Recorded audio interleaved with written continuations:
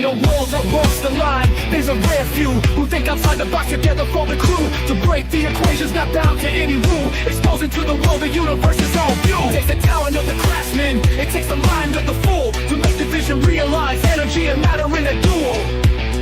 To a break, to a rule. The old man, bills was running through his head. Cheryl probably got it hiding under his bed. Penny up the ante, making power for days. Don't listen to a word that the straight dope says. Mike building batteries to power a ship. Victor comes and talking math, that's the water spiral dip. Sean chucking plasma volts a mile long. Sheila on the video making tone chucking prongs. Burning breaking matter, they said it couldn't be done. And to all the people in the chat, I know you're having fun. So it's time to spend your Saturday with the dope and old man builds. Hello everybody and welcome. My name is Nathan, otherwise known as Old Man Builds. What's up, Joe? What's up, dope? What's up, everybody? Oh man, we're gonna have a great show today. Hey, real quick before we start, I just want to give a shout out to Dispatch out there. Dispatch came over last week, man, and hooked me up with some pizza, bro, when I was feeling down and out. Dude, great guy in the chat. Even better neighbor, but even better than that, he's a great friend, dude. And him and I have been friends for a very long time. Shout out Dispatch, brother. I appreciated it. Right on, dude. All the good dude. He really is. Right on, man. All right, let's get this thing going out here. Joe, we're talking about plasma. We're talking about like intelligent plasma. Is plasma coherent? Is it part of us? Is it living? Yeah. There you go.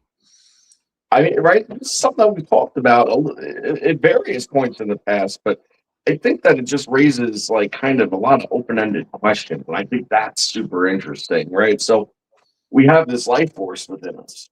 You know, something makes us alive. There's a pairing of matter and energy that exists. And, you know, without going into the deep of it so soon, right? I feel that it's a plasmatic force. In fact, we know it's a plasmatic force. You know, that exists, and it's contained within the living body. And, you know, here we are doing plasma experiments, and we can see the plasma, we can condense the plasma, we can organize the plasma. The plasma acts in a certain way in order to kind of achieve its ends, so to speak, right? In a lot of applications. And it moves about and kind of does its own thing. And what kind of raises the question is that, is the plasma in our plasma experiments, does that have a degree of sentience to it? And I think that that is sort of the real wild card here, because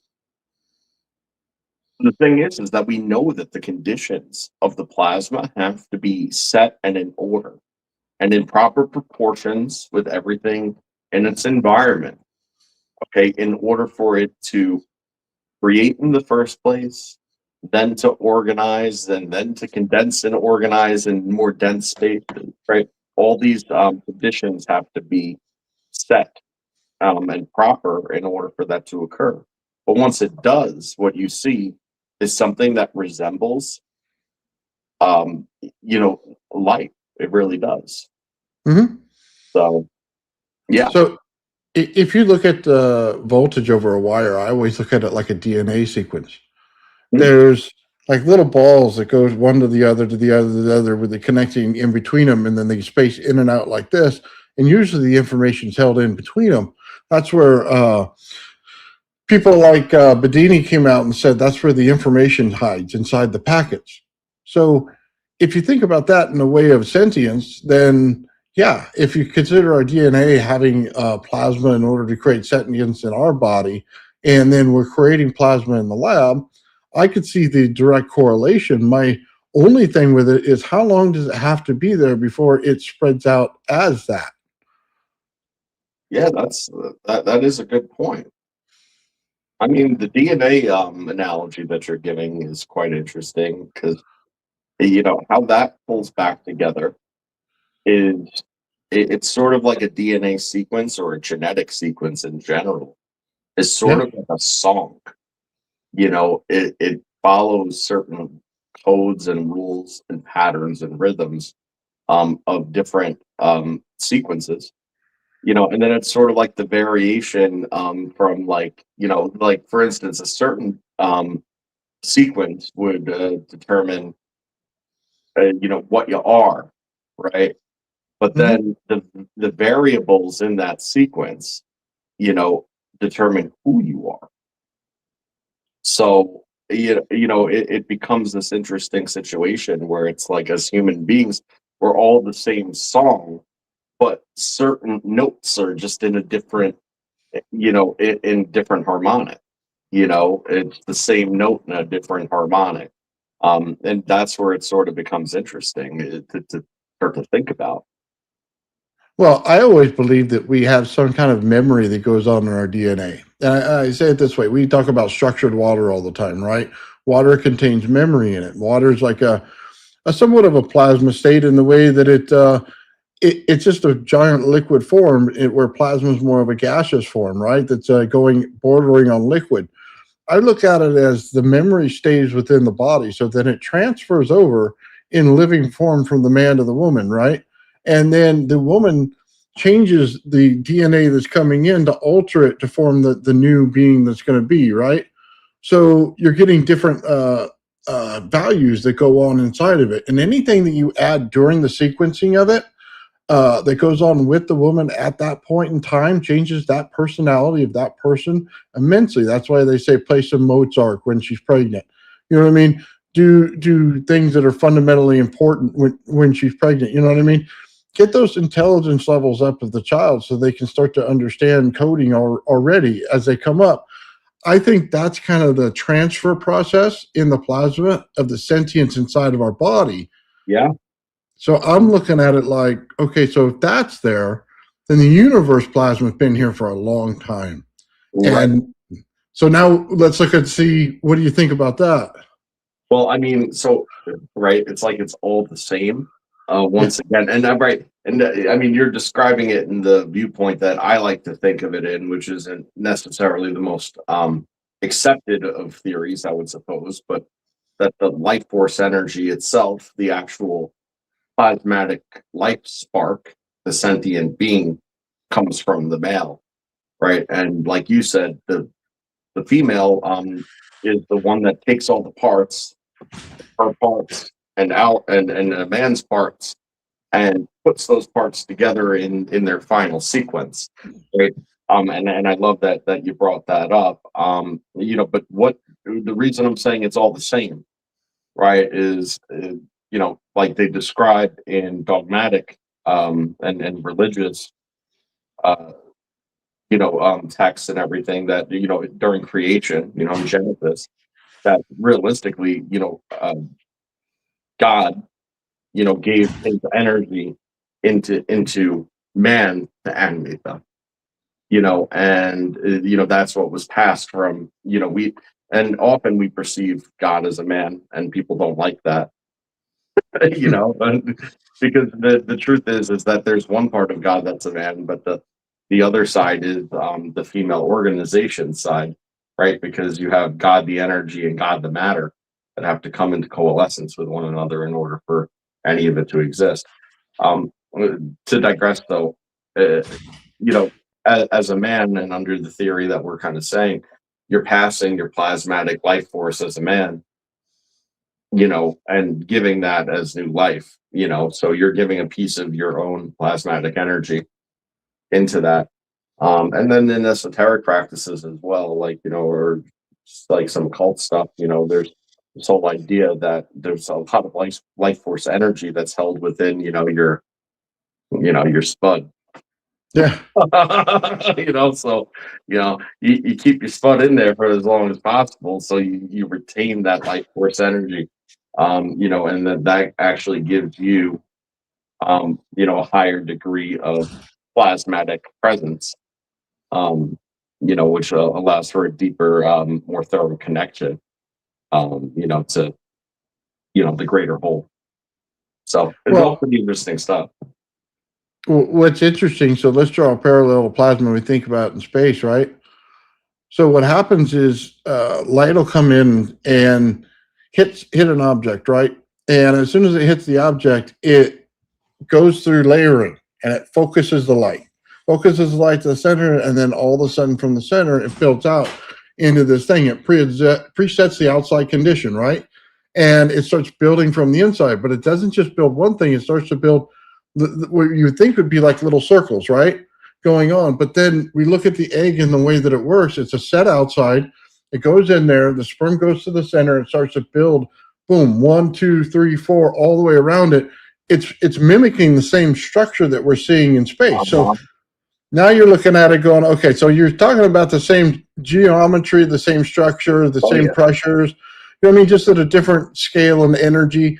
But then you start to look at it and go, okay, we are made of light, which means when God gave us our soul, he gave us the light. So the light's transferred from person to person all the way down through genetic memory and everything else. That's why you have weird quirks that are like your parents that you don't necessarily pick up on until later in life. This is also like the space, and you start thinking about plasma out there. It's a reoccurring pattern. It keeps happening again and again. Solar systems are all built the same way. Okay, there's differences in sizes of suns, different energy levels, but they're all built basically the same way. It's an unpacking code. It is that simple. But then again, what does it do? See, this is the thing. It builds out an equilibrium. So anything that becomes a problem, it compensates and fixes a problem. But then again, our body does the same thing. If you talk about, say, a nuclear explosion over in Russia, and then you have wolves that are there, right? Within 3 generations, those wolves will be able to not only live there, but thrive in that environment because their body is changing genetically in order to adapt to the environment. But then again, plasma works the same way. If we change a condition in plasma in space or anywhere else, it adapts to the condition and changes to it. And it adds it as a feature to everything. So the parallels are right on, right? Yes. I mean, there's definitely, you know, an evolution which occurs, which is interesting because, you know, I think that a lot of, again, religious sects would say that, well, evolution isn't really a thing. You know, God made everything the way that it is, and you know, why would it have to change if He was perfect in the first place? You know, but what tends to be interesting, okay, is you know, Darwin, when he came out with you know, evolution in the first place, which was over 100 years ago at this point, right? At first, you know, and it's still common belief, right? These evolutions take you know, hundreds of thousands, tens of thousands, hundreds of thousands, millions of years, you know, to make significant changes of an animal or person or whatever have you. But what we're starting to see now is that there's countless instances of rapid evolution that occurs over the course of decades. You know, and you can end up with an entirely different species of animal with very few shared characteristics with its original form over the course of, you know, 25 to 50 years. And one thing that I saw on that recently was actually the coyotes. You know, that coyotes didn't originally live on the East Coast, that we had wolves here, but we hunted the wolves out of, you know, into extinction more or less. That filled you know, created a big void in the, you know, the ecological, you know, niches, you know, for predators, and then that therefore the coyotes pressed eastward. But then in doing so, they came across some of the few remaining wolves that weren't killed off. They started breeding with the remaining wolves. Then they ended up crossing with some dogs. They started moving into harsher environments. And then next thing you know, within less than 100 years, you basically have an entirely new species of animal that bears little resemblance to either the coyote that it came from, the wolf that made the changes, or the dog that contributed. You know, it had none of the characteristics of any of them. And that's because it took those genetic traits and then exploited them based on the environment, hashed out all the ones that didn't work, and what became is just something new. So pretty interesting stuff how that goes so fast. So check this out. So let's bring in the plasma hard now. When we sit there and deal with the Tesla coil and plasma, right? and you're putting out a field. Just understand energy doesn't cancel ever, it converts. So you have to understand that. As soon as you sit in the field of it, it immediately makes you sick or it feels really good. You're immediately playing with the plasma field around your body. Oh, You see, so it goes into your nerve endings and stuff like that. That's why when you talk about robots and AI versus humans, humans have the advantage because we're chemically based. And those receptors right there give out everything that we need to make decisions and how it works, right? But that is all controlled by the plasma that goes on in the neurons in your brain. Okay. And so if you bring in an outside force like a Tesla coil, it then goes to the neurons in your brain and it has an immediate body response to it. So when you put this thing in a um, say a Tesla hairpin circuit, and then you put it into the water, you put it in the mud, right? And you put your hands in it, and the energy goes right through the ducts in your body, right through the sweating glands, right? And then it goes into your body. You're immediately playing with the plasma in your body. There's no question about it. The only thing is what level you're at. Are you in kilohertz? Did you match up beat frequencies? It becomes much harder. Did you get it down to hertz frequencies? Are you now more closely interacting with something? See, that's one of the misunderstandings of how things work. They don't understand that. So they don't understand that plasma itself is one of the conduits in our brain that actually turns things on and off and how we work. So is it alive? Well, it's the force that drives us. That neuron interaction is the force that exactly drives every decision we make. And because of the chemicals around it that it turns on, we have natural reactions to it. now, I mean, as crazy as it may be, Malcolm Bendel, he went out and says that he got a blood transfusion, you know, in another country because nobody in the United States is going to do this for you, where they took his blood and they infused it with plasmoids. They basically ran it through, an ionization and cavitation process before, and then gave it back to him, and basically storing the memory of the plasmoid plasmatic charge into his blood, which then, if he exposes himself to to specific frequencies, his blood would be responsive at that point to those beneficial frequencies. More so than it already innately is. Well, we Again, watched. craziness, but I mean, I at first I never saw the logic of that. I was like, why the hell would somebody do that? But then the more that we kind of grew on the subject matter and everything, it was sort of like, okay, I can understand where he's going with that. I mean, he's still out of his mind for doing it, but it is what it is.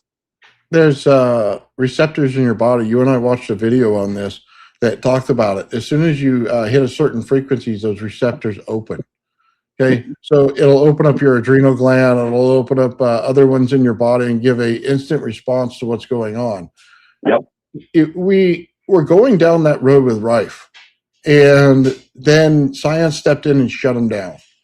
And that's why one of the things is very important. He's over here with a telescope looking into things and finding out the resonance frequency of everything. And you start to learn something very particular about it. The body responds to it because of the plasma in your brain that's interacting with everything and turning on and off these processes. But then he's showing you, hey, you can do it with energy if you make the correct connection inside of it.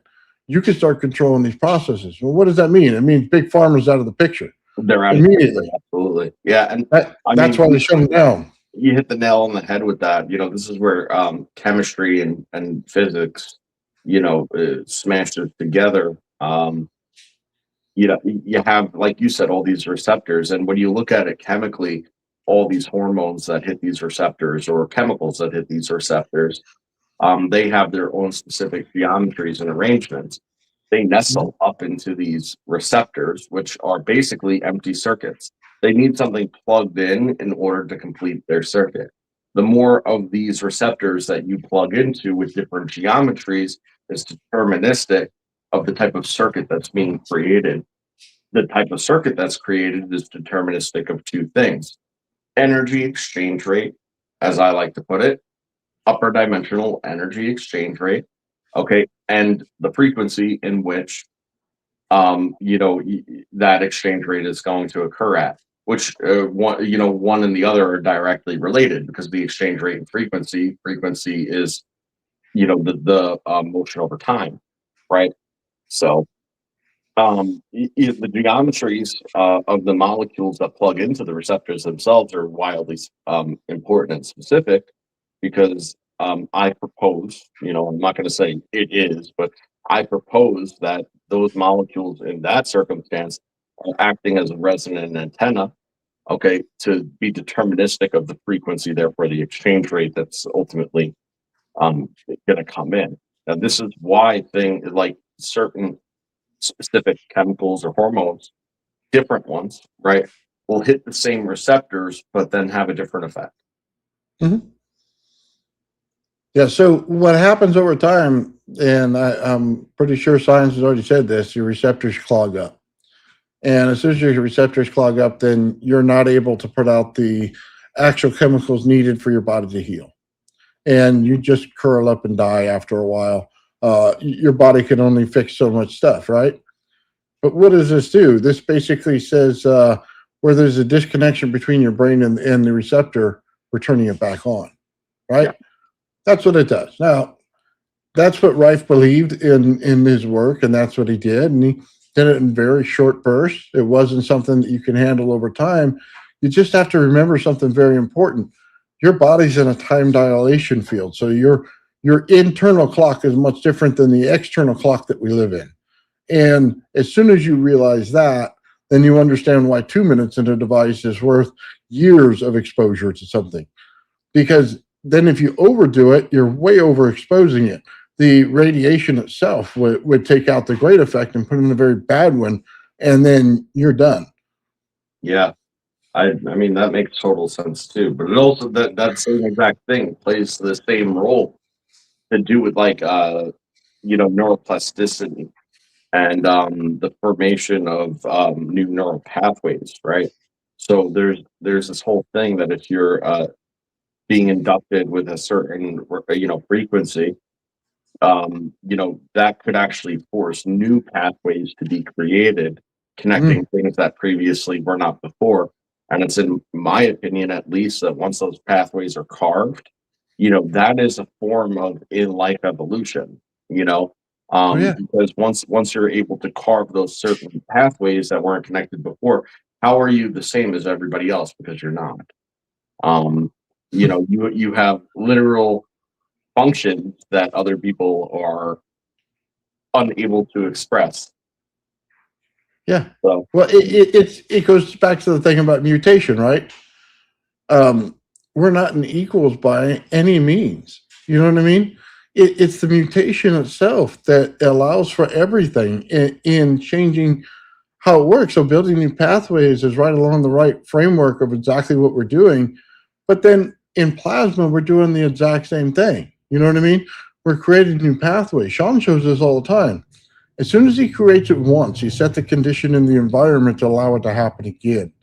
And then it'll continue to happen, right? Like mice in a maze learning how to do the maze. Then all of a sudden, all the mice in the world learn how to do the maze right away. It's intelligent design that goes on inside the world, man.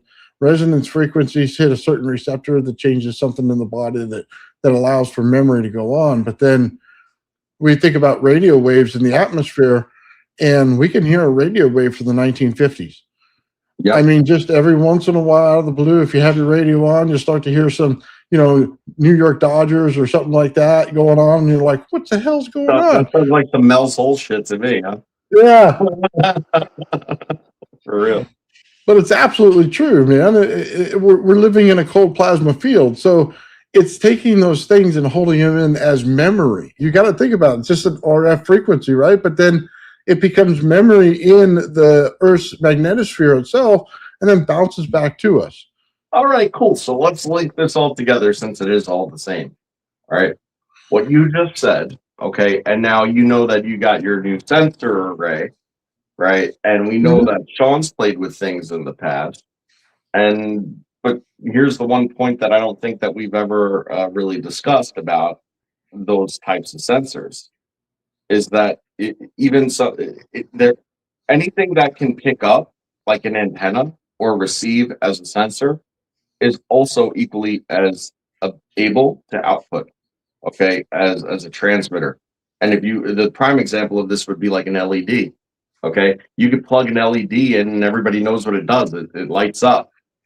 But what happens when you wire it so it doesn't light up, but it takes in, because it can and it does. So even when an LED is lit and it's a source of a light emission, okay, it's still, because the wiring is pretty much all the same, okay, it's actually reporting back all the light data that it receives back into the circuit at all times. You're being watched, you know, you are. and, right, you're being watched. And here's the thing, any source of light emission does the same thing. So if it's an incandescent or it's a halogen, okay, or it's a plasma tube, or it's the sun, okay, or even if it's a reflected light, okay, it's still, because of that reflection that you receive to your eye, there's a direct connection between what came into your eye and where it was reflected from and back to the source. It's interesting you mentioned the eye. There was a surgeon out there that did eye surgeries for people, Joe, and he stopped doing them. He refused to do anymore because he learned something very simple. Your eyes are receptors to the world, and as soon as they take in the light itself has in the back of the eye, there's things in there that take in and collect all the different colored lights in there, and it immediately gives your body a response. So if you're never going out in the light, you don't get that. That's why all the vitamin stuff change in your body, right? So you have all these receptors inside behind your eyeball that take in all this stuff. So when they do laser eye surgery now, instead of cutting the eye itself, all they do is just put on these goggles and put you different lights that go on and off and stuff like this, and it reprograms your eyeballs to come out right.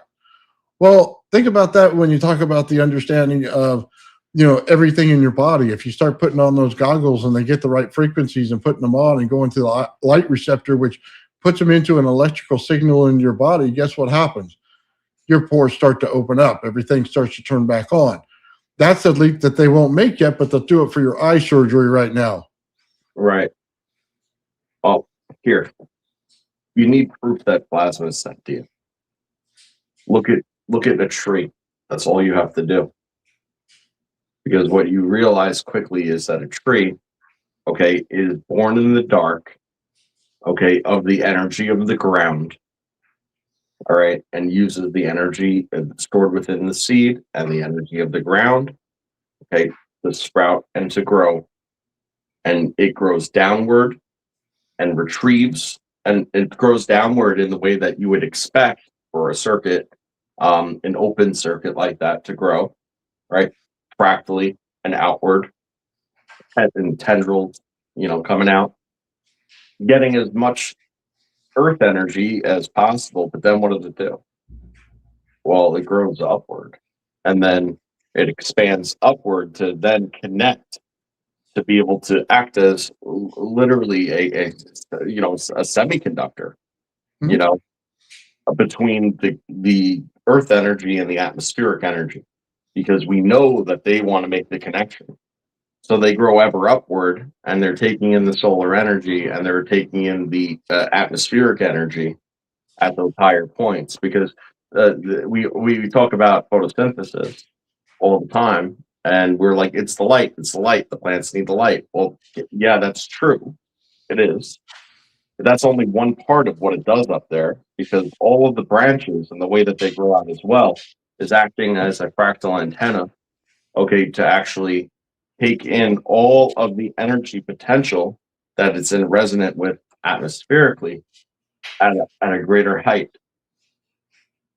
Well, it's pulling in the ions from the ionosphere. It's trying to break through the gas layer that we're in and get to the ions in the ionosphere. But then again, in the roots, it does the same thing. It's trying to reach down, get into the ions that are going in there, because the ions are directly into the water table itself. It's why if you take a Tesla hairpin circuit and put it in water, it creates more ions in there, but the tree itself will grow 3 times as fast. You know what I mean? Because what you're doing is accumulating the ions. If you take a round magnet, put it around a seed, The inside is made of ions. So what does it do? It pulls it in there and it grows 3 times as fast. It's a fundamental understanding. That's why farmers used to be able to take coils, put them in their gardens, and it'd be able to grow their crops and everything without all of this different soil that they get from everyone else, this fertilizer. It was a farming technique in the the 20s, before they started coming out with really heavy amounts of fertilizer, and they forced them to stop. Right. So it's directly reaching for the ions in the ionosphere because it knows, hey, we're an antenna. We need to pull those in, and they grow us. So that's the second part of it. But that's the plasma state is based on ions. So if you go over to a wire and it's sitting there in a vacuum chamber, what is it doing? It's throwing off ions. It's throwing off ion wind, gas, all those layers. But that's the plasma. That's the beauty of it. I love this. All right, so let's talk about ratios real quick and this inverse relationship that exists and how it pertains to gravity. Interesting, isn't it? So you have this inverse relationship between the atmospheric energy and the earth energy, right? And what you find is that you have the highest energy potential, okay, up beyond our atmosphere, right where the atmosphere cuts off into space, is the highest energy potential of the atmospheric energy, okay? But you have the highest energy density, okay, of the atmospheric energy basically at the crust. Now, inversely, you have the highest energy density in the core of the Earth, okay, but the highest energy potential at the crust. And that's the inverse relationship that exists. Now, what happens when you start getting further and further away from this ratio? Well, when you start to leave our atmosphere, okay, at a certain point, gravity stops mattering as much until it doesn't matter at all, right?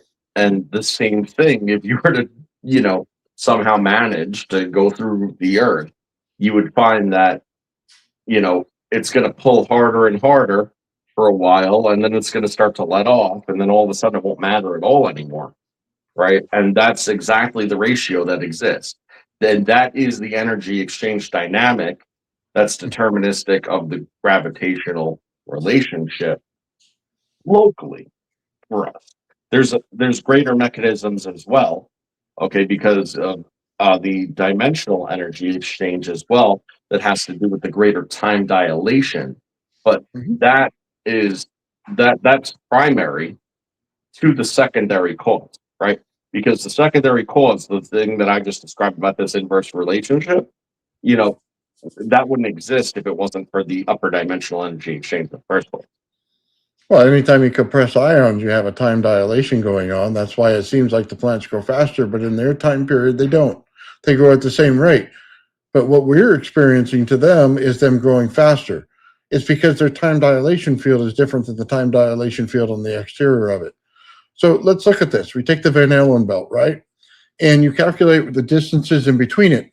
Then you can directly calculate exactly how many distances you have in between inside the core of the planet, inside the planet itself, to get down to the core. So what you're seemingly going to realize is the outer layer is the same as the inner layer, but at a different compression level, right? Different energy level. Then the next level. Science already understands that. That's why they have the mantle, the core, and stuff like that, right? What they're not realizing is no matter if it's a gas giant or if it's a regular planet, we're dealing with the plasma that are going on inside of it. You have to create a cold plasma field that goes on outside of it. You cannot do that with a nickel iron core. Therefore, the nickel iron core must be the shell of the plasma within. Now, just understand this. Every time that you create that plasma field, you're creating time dilation that goes on. You can't get away from it. It's a fundamental fact. Anytime you compress ions together, it creates that field. That's why when we talk about UFOs and stuff like that, it's the same time dilation field that we're talking about. When you're inside the bubble, it's different, right? But the same goes on here. So let's look at the plasma. We're dealing with plasma that goes on throughout the entire Earth. We have cold plasma that goes on, right? Boom. We have all our connection. We're connected to this Earth, whether you like it or not, through all the frequencies. All right, so here's the crazy shit, right? Is that we know in order to get high plasma states, right? It's you have to break down the material, okay, to its primary constituents, more or less, okay, in order to be able to bring them into the level of excitation required for plasmatic formation. Okay. Mhm. So that means that the contingency is electrolytic process because you need the electrolysis in order to break the molecule down into the parts enough to then utilize the frequency of the electrolytic process to induce the high excitation state. So then this is where the vectoring comes in and the energy exchange comes in. Because without the energy exchange, okay, the energy exchange itself is deterministic of the vectoring, okay, and what's ultimately going to happen with the energy, what direction and what it's doing. You know, in order to get an electrolytic reaction, you need current. So you need to be running a straight line, which is the requirement of that energy exchange to have 2 points of 2 dimensions of energetic dimension, right? You need to have. Well, it doesn't have to be a straight line; it could be a figure eight. But Well, no, I'm just talking about 2 points. It needs okay, an exchange between 2 points. absolutely. What it does, right? And that's what's deterministic of a current. And it's that current that's needed to actually break down the material, you know, and then at that point, you know, it could really start to accumulate in a charged state as a particle. And where it becomes more complex is usually that's where it ends. Is you use current state, it breaks down the matter.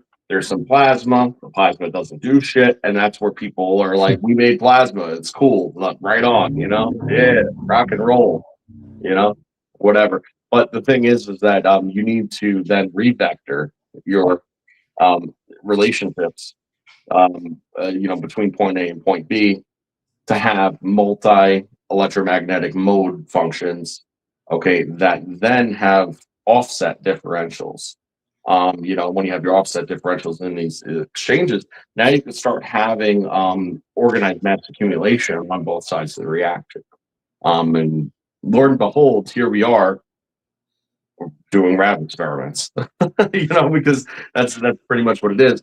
You need to take all the modes of electromagnetism and have them in the same system in order for Well, them to occur.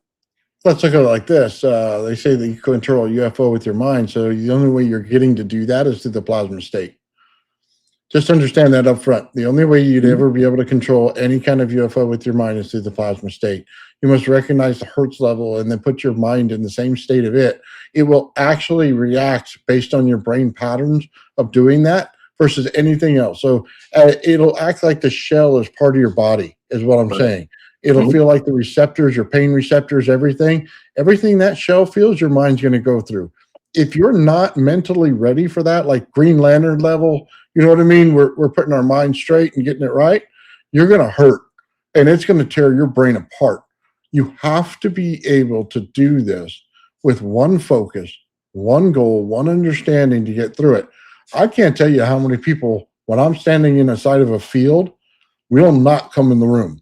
They won't come anywhere near it because their mind isn't right for it. They immediately, boom, they head directly out. Different pattern for them, right? Just right for me. Okay, I'm over here and I'm controlling experiments, and the next thing you know, we're creating a capacitance inside the air, and then the air itself is pulling around you. Okay, and I'm not talking like a little bit, man. This is harsh stuff. This is where everything in the room starts to flicker on you, and you start to control things, and it gets weird on you. Okay, real fast.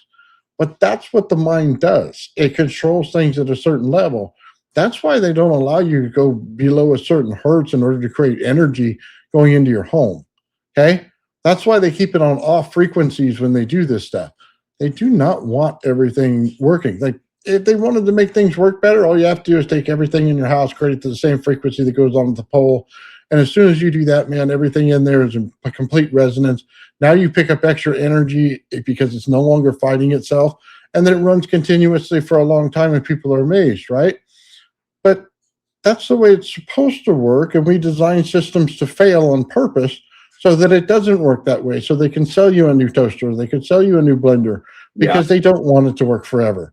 I mean, the key here is the word channeling, Yes. right? Like, and it really does work, and there's a reason that they call it a TV channel, right? Like in old school when people used to use cable or shit like that. But like they call it a television channel. You know, you tune into the channel. And what do you do if you want to still lay in bed, not have to get up and flip a switch to change that channel? Well, you use a remote control, you know, and what the remote control does is the remote control, okay, is and at the same frequency as the receiver on the TV, okay, it's sending it a signal and then giving it the command to reach another signal that's then tuned in on this. And it's pretty much the same deal. You know, when you become in tune with these other certain things, there's an innate connection that occurs. And you know, all of a sudden, you know, you have greater access to it. The unusual thing, though, okay, is that it seems like for most people, okay, that are able to um, get to the points where they realize that this is the thing and then they're able to do that. They recognize what it is that we're doing because we all actually do this all the time without knowing it, no matter who you are, right? Is like you tune into these things. Um, you become though the television, you know, Yeah. where you are a receiver at that point, but not so much a broadcaster. You know, like the television, watching the TV, right, doesn't broadcast you to anybody else, No. right? It only shows you what's coming in. And, you know, I think that that's where like a lot of people end up getting stuck, not realizing what I said before, which is anything that gives off light also takes in the light from its environment and reports it right back into the same system in which it came, which means that every television that you've ever watched, you're you are going back into the wire. It's just nobody's tuned into that to discover it, you know. Right. But you are going back into that wire. You are being put back into that system. You are being broadcast. So, okay, let's go into this because we have to. Vatican is said to have a device to be able to see the past, right? Well, let's see how that would work.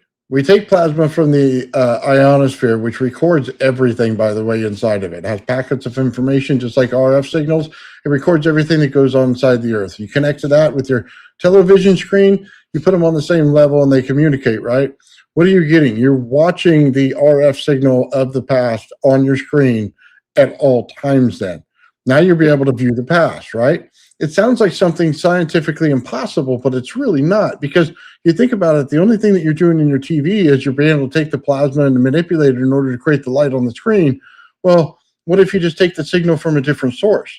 You see, it's not much different. You just have to know how to connect with the source. So when we talk about things in a Slayer Exciter circuit, what we're doing is we're connecting with the source and resonating with it. But when you start resonating with the source of the ionosphere, what you're doing is you're pulling in the energy of it and the memory of it in order to see it on the TV screen itself. It is no different. It's all the same basic understanding. Is can you connect with that source? That's it. It's already there. It's already a given. It's already in there.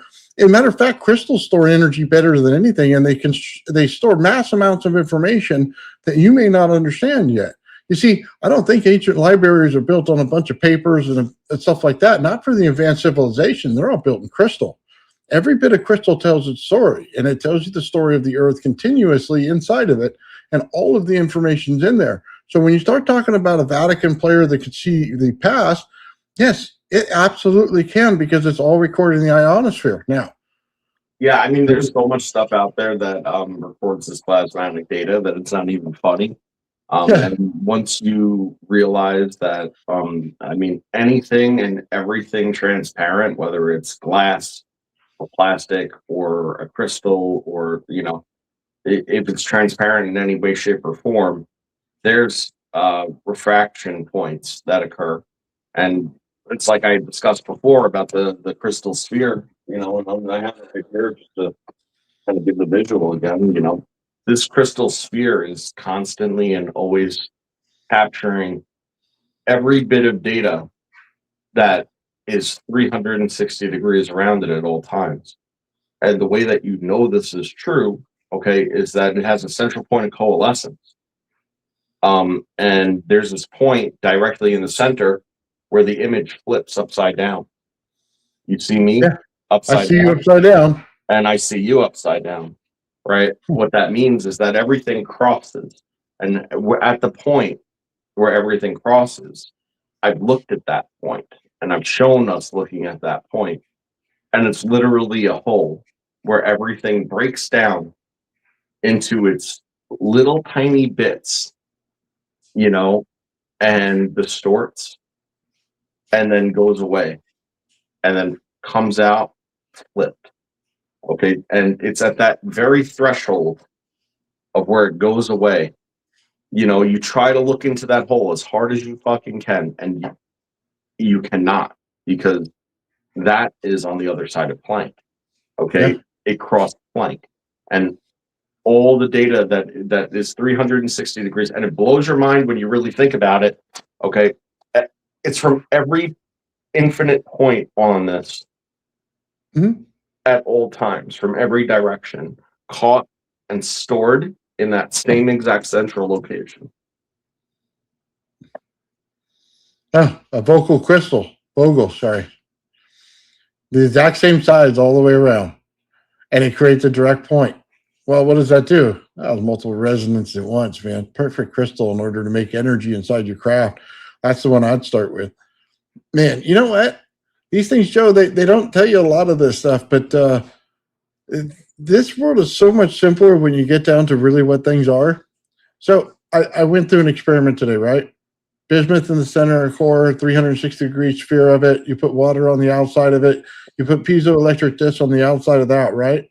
So you're basically creating the Merkaba chamber, but you're putting bismuth in the core. So what happens? Well, you're dealing with an ultrasound, number one, okay, that goes through, and the water pushes the ultrasound super fast, okay, right through it to the bismuth, right? But the bismuth is reactive. Anything that pushes upon it pushes right back with 5 times the force, okay, or higher. So what happens is you automatically build out an ionic field inside because you created a 360-degree compression firing off in different orders based on geometry that actually pushed it and forced the field out beyond it like this, right? So you're basically creating a perfect core for a craft. That's the point of it. But that's the energy at work. So now you think about it, you go, okay, now I have this outside field. So what do I need? I just need some ions in there in the center, right? I need some kind of exchange in there. You put a little ions in the center. What is it? It's a draw to cold electricity. It's called a draw to cold electricity. Puts an ion field in the core and an ion field on the outside that it's accumulating the energy from everywhere around you. You're literally building the plasma layer in between the double layer that goes on inside of it. It's the boundary zone. In that experiment, it tells you right away, there's no difference in all of this. We do all of this on a daily basis, whether it's in an atom, whether it's in plasma physics, whether it's in planetary physics. It's all the same thing. We're just learning how to do it. We have to be able to take a ferromagnetic and then go to a paramagnetic and then go to a diamagnetic, and then that's the field ratios. We're just looking at how fast everything moves, how fast you could transfer an ion to an electromagnetic state. And then you break it back down again. You go, okay, well, I'm going to go the opposite way. It looks like it cancels. It doesn't. It splits it. It's. I came across something very stupid, Joe, and very stupid, okay? Physics says you take 2 electrons, bash them together, you get an ion, right? But then if I take a geometry coil and I take 2 electromagnetic fields and push them together, they say it cancels, right? Like the energy goes nowhere, right? But then what happens in the geometry coil when I build it? It basically puts out an ion field in the core of the geometry coil itself, and you get a bunch of ions compressed in there, right? They knew that it happened, but they say it cancels out. So in one breath, they're saying you could destroy energy. And then in the next breath, they're saying ions are pixie dust that come out of nowhere, but they didn't. They just went through a process of transformation and they didn't recognize it. And they told it to themselves and continue to lie to themselves and saying, cancels out. Well, mathematically, it cancels out because it's not equals. Okay. It's equilibrium. Therefore, it cannot cancel itself out. It must reduce to the smallest form. You get into this state where you're like, science talks out of both sides of its ass, and it ain't right. And when you call them on it, they start to freak out. Well, yeah, but this and that. No, no, no. You made the rules, buddy. I'm following the rules. And once you made them, you screwed yourself because I learned to go right around it. You cannot take the fraction on this side, flip it on the other side to the fraction on this side, and give me an equals because it's not equals, it's equilibrium. The left side always looks different than the right side in every single equation because it's never equals, it's always Right. equilibrium. It's a non-equilibrium state. And it's got to be, because if you reach the equilibrium state, then that's the same as stillness, right? And again, stillness is a bit of a general issue, total equilibrium. But nonetheless, and it's something interesting about bismuth, right? So bismuth crystallizes in reverse, right? Yeah, So, it does. and I actually have, I forget who it was or what the context was, but I had somebody sit that like argue with me all over this one time, and I was like, "No, that's what they taught you, and you're wrong." I was like, "But that's because they weren't trying to really, delve into it, right?" Bismuth is the only thing, okay, that crystallizes from the outward in. And what this person said to me had to think for a second. They're like, "Well, I mean, that's not true."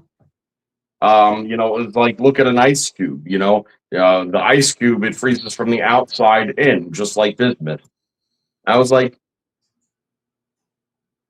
yes, it does, but that's not the point that I'm making. The point is that the seed where the crystallization starts is at a certain point in the ice, and then that ice grows outward. Now, if that nucleation of the crystal starts at the surface because that was the coldest and the first to solidify, that crystal is still nucleating and growing outward and downward and in an expansion, toward the center in that case, because you're talking about an ice cube in a tray, right?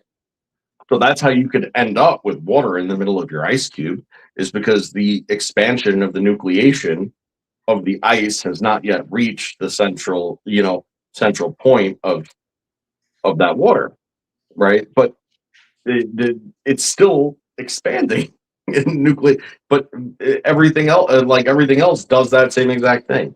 If you're making corundum in a lab and you're taking aluminum oxide and you're heating it up and you have a seed crystal in there to get it to start to form, it starts to form centrally and then grow out and centrally and grow out as the melt starts to accumulate, it starts to cool, it still does that same exact thing. And you could see that nucleation process over and over again. Bismuth doesn't do that. Bismuth, no matter what the conditions are, it sits there and says shell first and then inward, and that's its nucleation starts outward and goes inward. It's totally inverse. Well, what does that mean? It means all sorts of different things. It's working on the other side. Yeah. Well, it's diamagnetic. So exactly, it's pushing it out. Yeah. And that's the whole point. So where the other is dependent on the magnetic field structures, in resonance and so on to help with the structuring, this is actually pushing that out, and then bringing it from within. And that's sort of the deal. So it's a higher geometry. Yeah. Well, okay. So let's say it this way. It's diamagnetic because it has a lot of ions in it. It's heavy on ions, right? But what does that mean? It means it's going to push that field out. It's going to have a reactance layer. So normally we take a ZVS and we put the coil in there, and then we drop metal in there. It immediately heats, and you get a magnetic field, right? So what did it do? It melted all the metal and took the ions and converted it to the center of the core itself and created the same exact structure I always talk about. You know what I mean? The how do I say this? The layering effect with a double layer. So you're doing that, but when you put bismuth in there, there's holes that start to get created inside of it. It'll swirl the metal inside and make holes. Why? Because it's diamagnetic. Because it's basically showing the inner structure of the ions inside of it. It's a far different metal than most people think it is. It's a reactance metal. It's because it's going against your magnetic field. As soon as you put water in there, it amplifies the effect. That's why you would put water in there. This is going down to the material science layer, guys, that most people don't get into or understand at all. They think you turn on energy on something, hit it with brute force fire hose, and that's the way you're supposed to run it. They have no idea what energy coupling is. I can tell you right now, I've seen physicists all day not understand this simple technique, but it's because they're not engineers. They keep thinking things equal. So why look at it as something different on one side than the other instead of looking at it as an exchange? It's a complete failure. And that's why you see me say it that way, because I'm engineering stuff, because I see it. I'm seeing the exchange rate, right? You're seeing it happen. So bismuth is an absolutely fascinating material in doing this. And let me also say this for most people that need to understand this. If you're doing a cold energy experiment, the best thing that you could do is put a piezoelectric disc in it. Okay. Barium titanate is a fast fill, fast discharge capacitor. What does that mean? It immediately takes in the ions, converts it into electromagnetic, and then pushes that out in seconds or less. Okay. What does it mean? It means it automatically creates a beat frequency, which means that you're putting a discharge rate going into it, right? Automatically. It automatically does that. What does that do? It means the energy gets to a very small state to a very big state quickly, and then discharges quickly. Okay? It means that you're getting a higher state of energy. So when you start looking at people who are getting over unity on their devices, stuff like that, look at the material science behind it. What did they use to create that type of capacitor? Because I'm telling you right now, it's the answer to what you're missing. Every single one of these replications I see in are not seeing the material science. Even though it's said in the documentation, they don't put it in there. Well, I mean, the funny thing about that is the answer to that is the same as the answer to anti-gravity. It's the same as the answer to time dilation. The same as your capacitor is the same as what the energy exchange has to be. Asymmetric, right? It has to be asymmetric. But I wanted to address something because I thought it was a really good question. Go ahead. So it was from Bill in the chat. He says, what are these geometric arrangements of the A field, such as static electric and magnetism? Are they geometrically arranged, condensed, and diluted in space itself? High pressure flows to low. So that's a good question, I felt. So this is my opinion on it, and take it with a grain of salt.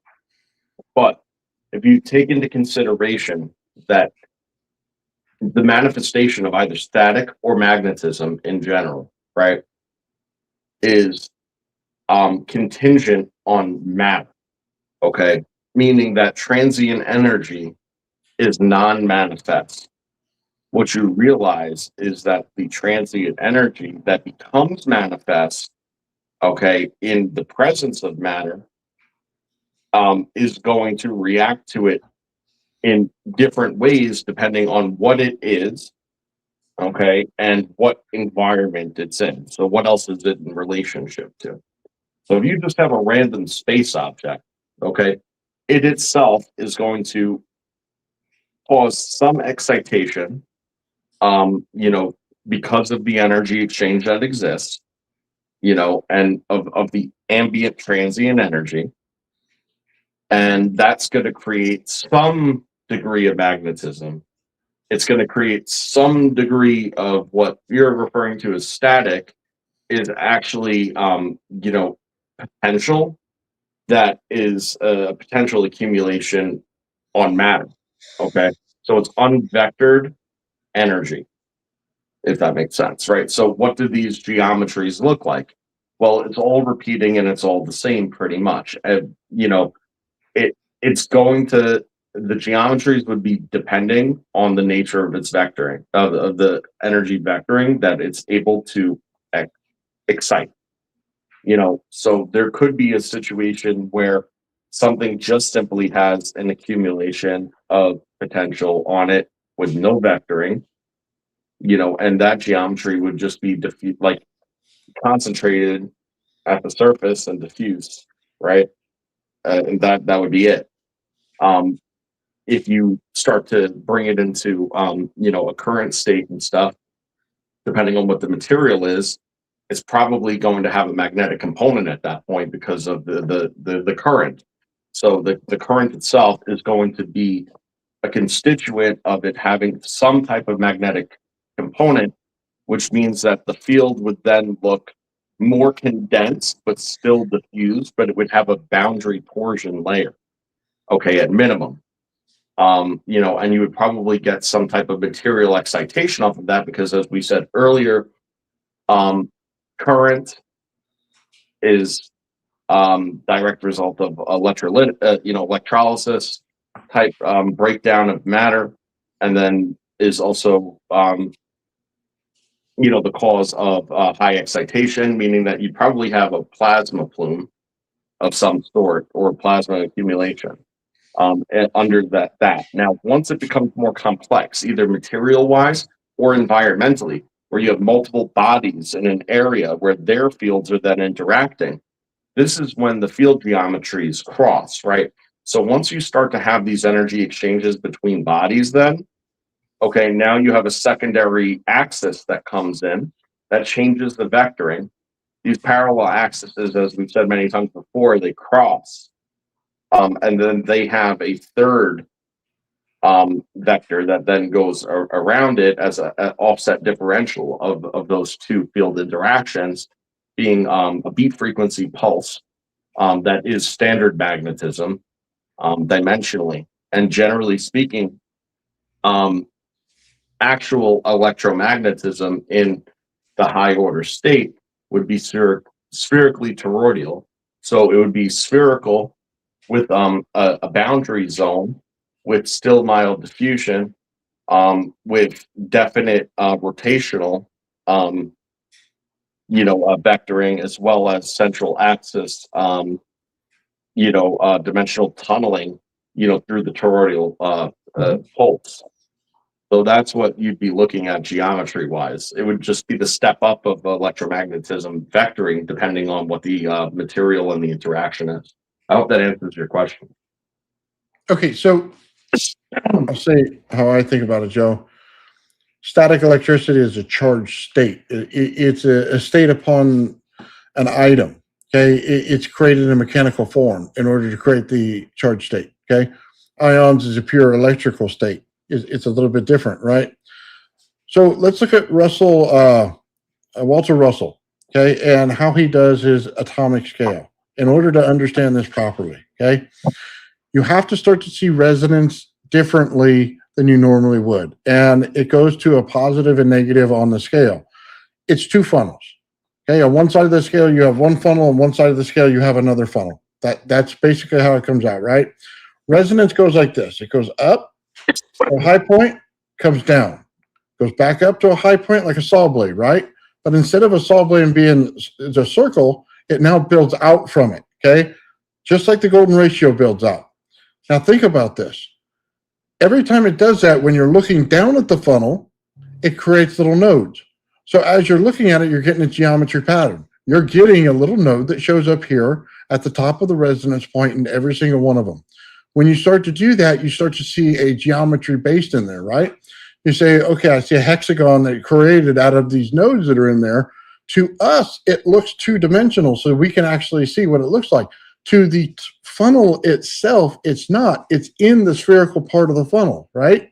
But it goes positive on one side, negative on the other, based on the ion exchange rate that's going on inside of it. Therefore, each time we get into a different resonance level, it creates a different material that comes out of it. That's Walter Russell and the understanding of it.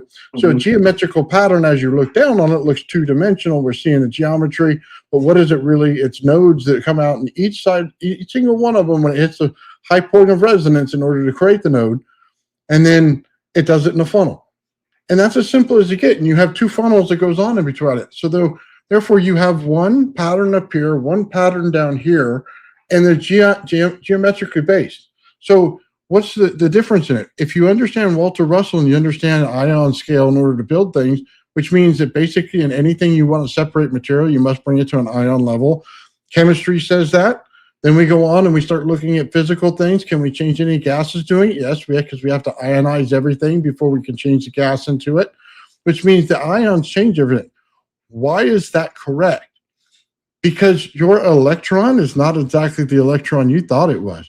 It is literally a wrapped field around all of the ions, and then that's the change. All right, so let's play with this and let's tie that directly into the whole point of this episode today. Is plasma sentient, or what's the nature of that sentient plasma? Well, first of all, what you just said, you have this whole entire process where things are being broken apart and then put back together, and they're being put back together. And the very nature of how they're being put back together is by the capture of the energy that broke them apart. And it's like I've said countless times, this relationship between energy and matter exists in this very interesting dynamic where energy is trying to bring matter back to a pure energy state. Okay. But what happens oftentimes is that it'll break that matter apart, but then the matter will still want to form back up. And then it utilizes the energy that broke it apart to then structure its bonds and trap that energy within it. Okay. Meaning that the energy that was breaking it apart is actually then captured in the stable form of matter as the very mechanism that holds the molecular structure together in the first place. There you go. And sometimes, when things are wishy-washy, when you're just working in the current state, okay, what you're going to see is that you're forming this loosey-goosey plasma that goes into a state of diffusion, okay, and then the material is gone, and what you're left with is heat that goes into a state of diffusion, except it's useless. It's tits on a bull at that point once it goes into diffusion. You see, you can never use it. Once it's heat, right, and I've said this before, once it's heat, it's done. It has to go back into a transfer process in order to get reclaimed. And the reason that it's done, okay, is because the matter is gone. The matter is gone because it went back to the energy state and left the heat signature behind. And that's why you can't take heat and vector it into a current. That's why you have to take heat and then try to excite something else to then, but it's at a huge loss of fission, so you see where I'm going with that. It's crazy shit is what it is. But I don't think it disappears at all. It transfers its energy to something else. So if it creates heat and then it creates a wind change, right? It creates the energy in the movement. It's transferring the energy to the movement. And then the movement transfers that energy into, whatever next process it has to go into. But it's a chain reaction effect. You know what I mean? Right. It means that it's still pushing. Remember the ball? It's still pushing the energy, right? No matter what you do, it's still pushing the energy. So it's gone. It's a waste to us, but it doesn't mean it's a waste to the planet because the planet starts to recycle everything. No, it's not that it's a waste to us or a waste to the planet. It's that it is the waste of the process of energy returning to matter. And it, as science says, and I happen to agree, the heat is entropic and goes into a state of diffusion, and then and the whole point is that the energy that could have been a current, that could have been static, could have been current, could have been scalar, it could have been light, could have been magnetism, depending on how you shoot it or direct it, can no longer be, because if you take heat and redirect it, it doesn't matter. Gone from its original form. Redirecting it. So the heat makes the matter, and the energy in the matter is gone, and what you're left with is this heat that can't be turned directly back into that which it came. Yeah, we consider, we consider the heat energy, but it's not. It's spent energy. Is what it is. We're working with the remnants, you see. I understand where you're going with it, yeah. So actually, when you look at a regular combustion engine, okay, and you're using the chemical break down the explosion and implosion events, okay, that's a more pure form of use of energy, okay, than firing a steam locomotive, okay, or anything where you're trying to heat something up to spin a turbine, okay, because all you're doing at that point is you're using the byproduct of the energy, right, to then heat something as a secondary reaction. You see, Mm-hmm. it's sort of what it is. It actually doesn't Just a actually make waste. sense. Yeah, it doesn't actually make sense, right? If you think about it, why you wouldn't have something that's converting heat into steam, why you wouldn't be using the combustion event as the primary source, and then utilizing the heat from the combustion event as the secondary source. To then further the efficiency, because then you're getting it on both ends. Well, Instead, you just burn it. why not combine them? I mean, that's the whole double RAV experiment. That's a Well, combination of both. now this is the RAV. This is the RAV. This is thunderstorm generator. The whole point is that you got a human centipede the thing into a ring, where the poopy feeds the shoot. Like I hate to say it, like, but that's the whole entire point. It's like burn the fuel, you use the reaction, recondense it, get the fuel again, and send it right back where it came into like a nice little circle, and that's sort of the idea.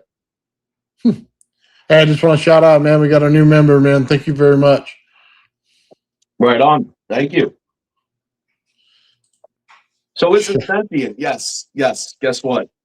It binds everything together, because all that energy that was caught up that binds matter together in the first place is all plasmatic in its nature, and it's just held in stable. It's just held in structured form, and it's held that way because it becomes entrapped by things that it's attracted to, and then repel, and because it's attracted to it, it's here, but then it's also attracted to this piece over there, so that it's stuck in the middle. Now, if you take that energy away, it all falls apart. Well, see, heat isn't always bad. Think about this. You think about entropy, right? Mhm. If you can create cold in the center and heat on the outside, you get entropy all day. You're going to be able to not only shift the air, but you're going to pull in the energy that the air brings. So you got to remember we're in gas. So you're attracting the gas to the center, which means you're attracting more fuel to whatever you're doing. So It's not necessarily always a bad thing, because it just shifts the energy level, changes into entropy, and we're able to use it in our system. Well, now we're just talking about a different set of differentials is all, that's all it is. Because at the end of the day, it's still the same thing, which is the non-equilibrium state. And it doesn't matter what differentials you bring into this equation, like legitimately across the board. You can bring social dynamics into the same exact balancing equation, okay, and you will end up with the same result every single time, because frankly, what works in physics also works in psychology. Yeah. And that's beyond a coincidence, like it just has to do with non-equilibrium state. If you have it just be a one-way path, and you don't have a separation of the differentials under a controlled exchange, then things are in a chaos mode. Things run hot and cold. This is what happens when things are incoherent. Yeah. And when the ratios are off. Incoherence is an improper ratio. I want to shout out Papa Bale, becoming a member, man. Thank you very much. Hey, thanks, Papa. So let's go to this, Joe, because we want to do this. And this happens in meditation. And I'll let you take it. I'll just set it up for you, okay? Your two parts of your brain, okay? You have the old school part of your brain in the back, okay? And you have the upper lobe and everything else, right? Now, they call it the primitive part of the brain in the back, basically controlling all systems while you think about everything else. You're thinking about the hot girl over here. It's thinking about how your lungs work, right? So when you get to the state of meditation, what you're actually doing is taking this, combining it with this, and getting an understanding of what's going on. But that is the exact point in which you create the exchange and how your mind manipulates the plasma in your body. Real quick before you start, Darren, you're awesome, brother. We love you, man. Always, man. Like #1 fan status there. We love everybody, but Darren, thank you very much for your generosity, brother. So where are you going with that? Like you're talking about the control aspects of it. So if you're sitting there and you tell me you meditate every day, like an old monk, right? And you go, okay, Nathan, I can start to control things. I can move things, move energy in my body, right? I can process it here. I can hit it back here, and then it goes throughout the rest of my body as a function that I wanted it to. Okay? That's what I'm saying. So if you start to control plasma in a ship, that's the exact function you have to have. If you don't combine that, you don't have the control at all. That's the plasma state. Yeah. I mean, so you mentioned like the subconscious mind and stuff before. First of all, I think that neurology is just starting to catch up with this whole idea that your automatic function, so to speak, right? And they don't exist purely at different parts of the brain like they initially thought.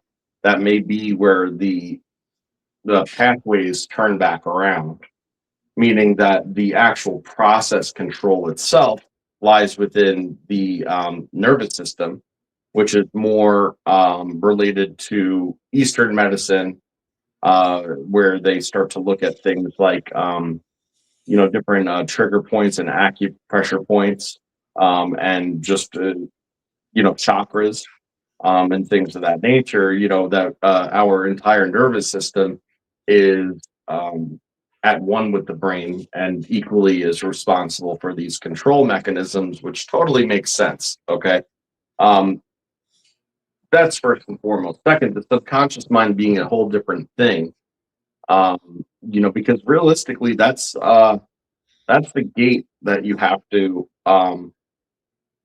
be able to get through, in order to actually be successful in meditation. And the thing is that we are physically built to be kept the fuck out of there. Like, big time. You are meant to never be able to access that. And okay, real quick. That's the Sumerian cutoff line right there. That's where they took away our power. Go ahead. So, and that all lies behind the ego, right?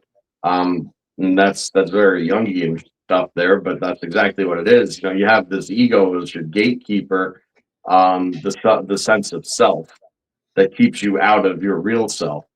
And the reality of it is, and anybody who's kind of gone through it for whatever reason, whether they were trying to or not, where they become privy to their subconscious, it's devastating.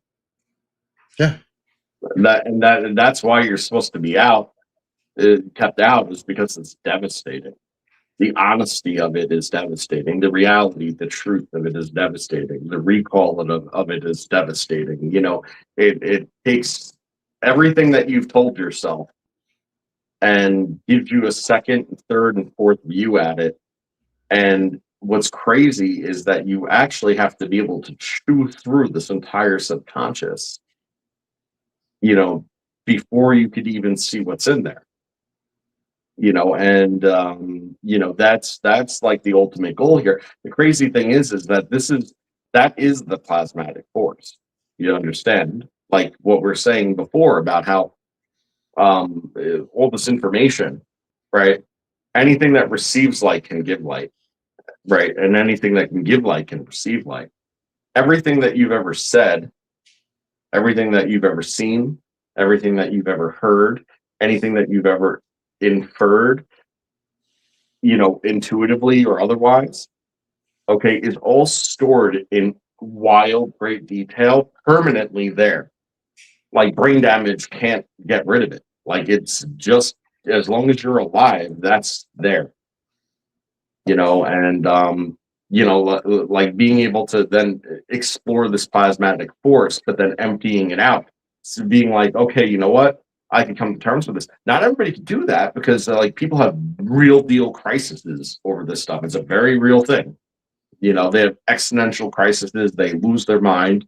They either end up, you know, committed or hurting themselves or like losing all faith in everything or whatever it is, you know. But if you are one of the few that get to the bottom of that well, you know, or close to it, then what you're rewarded with is fruit, you know. So let me put this out there. First of all, I want to say I said Sumerian, I meant Anunnaki when I said that. So let's correct that real quick. Here's what you're getting at, Joe. Usually you have left brain, right brain. So you got two little angels, right? Or an angel and a devil, if you want to call it that way, on your shoulder. Okay. And they're talking to you at all times. I don't know that it's that, but we'll go with it. Well, just hear me out on it, okay? Because it'll make sense. We'll go with it. So if you connect with the person next to you in your plasmatic field, you now hear their angel, their devil on their shoulder in your head. Okay. This is the problem. Okay. If you connect with somebody too much, you start getting their vibes. And you say, well, okay, well, we've seen it in a simple form. Two women come into the same household, their you know, cycles become the same, right? But then again, your brain chemistry starts to become the same. You start thinking the same way. You get this group effect going on, okay? Then you start channeling it together. But basically what starts to happen is if you're one of those people that have those problems, it's because you're hearing other things other than the ones in your head, okay? And it'll drive you absolutely insane. But what do you think a ship would do? You're sitting there in there and you got this, you're talking to yourself in your head, and here's this thing in plasma coming at you. It's going to be a third voice. And you got to be able to control that voice. You got to be able to accept it. Hey, you're here, buddy. You're not going away. Okay, we're good to go. Let's acknowledge and work together to get it right. That's not hard to figure out, but you know, sometimes people get an extra angel or demon going on and they're going like, what the hell's going on? Well, you have a different understanding of energy. You can go in an environment and be very hurt just by trees or anything that's going on in there. You're very receptive to all that stuff. Okay. Where a moron like me isn't. Okay. You're not going to hurt me one bit by it because my brain is completely focused and I don't have that. Okay. But there's a difference, you know what I mean? The two. That's why I say it's in plasmatic force. And the way I would say for somebody to get into meditation to figure this out, if you can actually do it, is one state. Can you create the body heat in your body in meditation to rise? That's an old monk thing. And it just has to do with, are you truly controlling what's going on? If you are, you can raise and lower the temperature of your body at will. If you're not in the right state. I think that's actually fair. That's actually not that's not a bad way to think about it. And you know, it reminds me quite a bit of you know, the Tool song Parabola, right?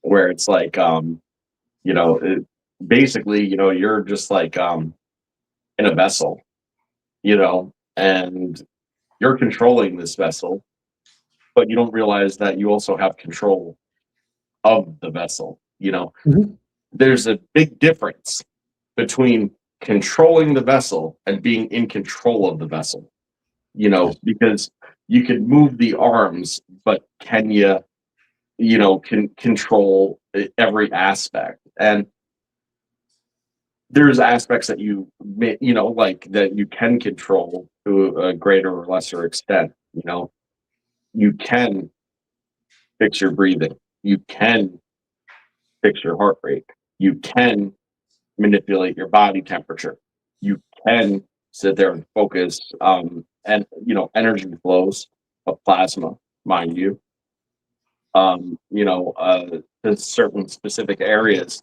to help yourself overcome something that's hurting you. You know, you can sit there and focus on something that is bothering you, for instance, and come to terms with the fact that this is subjective. You know, this pain is an illusion, right? Was from the sun, and that's sort of a very real aspect of it to a certain more or less degree, where you start to get caught up, and this is where it becomes hard, right? Is the separation between the conscious and the unconscious, right? Because the conscious mind knows that something hurts, right? And because you know something hurts, that in itself is a locked door, okay, to being able to get rid of that pain or increase the energy flow to that area or change the circumstance. That you have to know that you're in control of that, and that's subjective, that's an illusion. I'm going to overcome this and change it. It's crazy. you know um it's it's very, very, I mean, that's one of my favorite songs in the world. It's beautiful. Anyway, yeah, you could definitely raise and lower your body temperature if you want to. Well, it's like the first try to get it right. You know what I mean? Is are you in control of your system or you're not? And it kind of goes to willpower, right? Are you in control or are you not? Can you tell it what to do or can you not? And a lot of times, going through a lot of pain like I do, sometimes it's mind over matter, right? Like it isn't going away. So either you're, like you said, accept it and move forward and do all that you can, or live and die in it. And Okay, hold on. I'm sorry. I just want to expand on one thing. go ahead. When you're doing things like raising your body temperature, like as a whole, right? And since that was the example that you gave, Yeah. like it's actually something that you have to remove yourself from yourself and do it as a third party. And I know that sounds super strange, but like you see, when there's certain things you can do, like control your energy flow, okay, through your body, and out of your body, okay, that you can do in like normally like this. Like you can actually sit there, focus, and bring your energies into and do all that here, right? But in order for you to do those external things like that, you have to take your energetic force and remove it from yourself and then do it to yourself. It's Mhm. crazy. That's realistically what it is. You realistically could only raise your temperature, for instance, so much if you're doing it as a first person, because when you're in the first person, your control is subject to your nervous system. This is actually trying to induce it into your entirety. You know, it's a different situation. It's very, very weird to think about, but that's how the visualization of it goes. The same thing with Hey, like self-healing. Self-healing, same thing. You're supposed to be looking at yourself and the affected area and then directing it at yourself from outside yourself. okay, so it's like the brain thing. If the primordial part of your brain is the third conscious level, right? And you have to give in and let it speak, right? So the left and right side of your brain has to shut up. And then the primary side at the bottom of your brain has to speak up. So now it's saying, I'm going to control this, right? So you're not in your regular mind that you think of up here anymore. You're in the part of your mind that you don't ever get to talk to. See, that's kind of the thing there, right? So you give in, you allow it to do its thing, but it's changing it, not you. So you have to give up the illusion of control in your brain in order to allow it to do it, even though it's your own body telling you to do it. So that's the way I see it anyway. Yeah, for sure. I mean, like I said, the whole nature of this life, I guess, is that we have the plasmatic force that by default, by design, I should say, not by default, but by design, Mm-hmm. is locked into this box, and by default, we probably are not locked into the box. But that's the magic trick. You see, when you're a child, you're very not locked into the box. You ever see a kid that could sit there and I know I was this kind of kid, sit there and play with a toy for like, you know, and create a world and stuff like, like just their own thoughts and imagination, and just go off with it. And it seems so real and compelling and interesting. And like, you could Mhm. just sit there for all day and do it, and it's like, it doesn't, from the outside observer, it doesn't look like the kids do that much. Like, you know, but realistically, they're living outside the physical realm at that moment. It's not until like, the whole societal aspect of, hey, over here. Okay, no, no, no. All right, time to put that away. That's when you get forced into your box of physical reality. And it's just, and then once you're locked in, you're locked in. It's I want to tell you something Liz said to us a while back, Joe. And we were talking about, for those of you who don't remember, Liz is ancient Atlantis. She has memories of being in Atlantis, things like that. And she shares those with us. She said something very interesting. And it kind of comes back to this. When she was a child, she had the memories of somebody who lived in Atlantis, right? And she believes that was her in a previous life. So, what happens if you have the same exact frequency throughout time in different bodies? Well, it would seem that you can pass on your knowledge because it's reflective off your ionosphere. So your receptors are different when you're a child, just like Joe said. Mhm. So now you're getting all that information from a past life being put right into your brain of what was going on. And you could say what's going on. So we see this in other instances where you see children say, oh, I know what happened to this person in Egypt, or I know what to this person happened in Egypt, right? And they go and tell you exactly where a tomb is, or something like that. And they believe that they were that person in a past life. Well, if the resonance system matches 100%, then they're getting all that information downloaded to them from the ionosphere that carries all that information in it. Then they can put it out when they're a child, when their receptors are open. When their receptors are closed, that as an adult, they no longer get that advantage.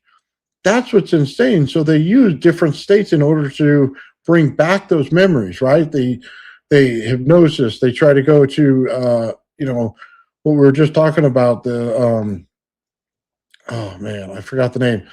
We were meditating, right? They go into meditative states and stuff like that because they're trying to reconnect that thing that they had as a child. That's what I found so interesting. God, dude, I haven't found, by the way, too many of anything Liz says to us that isn't absolutely true. Resonance through crystals, you know what I mean?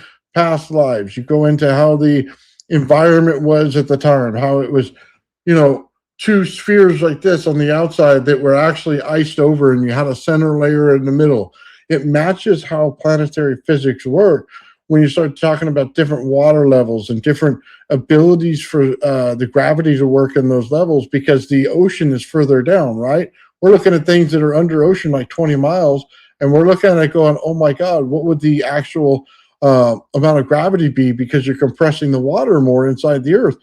It's a different understanding, but she's been dead on, man, with how she sees things. And then people of Atlantis being so much different than the regular people around it. You know what I mean? How they act, how they interact, the songs that go on, which are basically just resonant songs that are going on that they dance to. Everything starts to match. It's incredibly insane. So there's a story from India, right? That's similar to kind of what you're saying.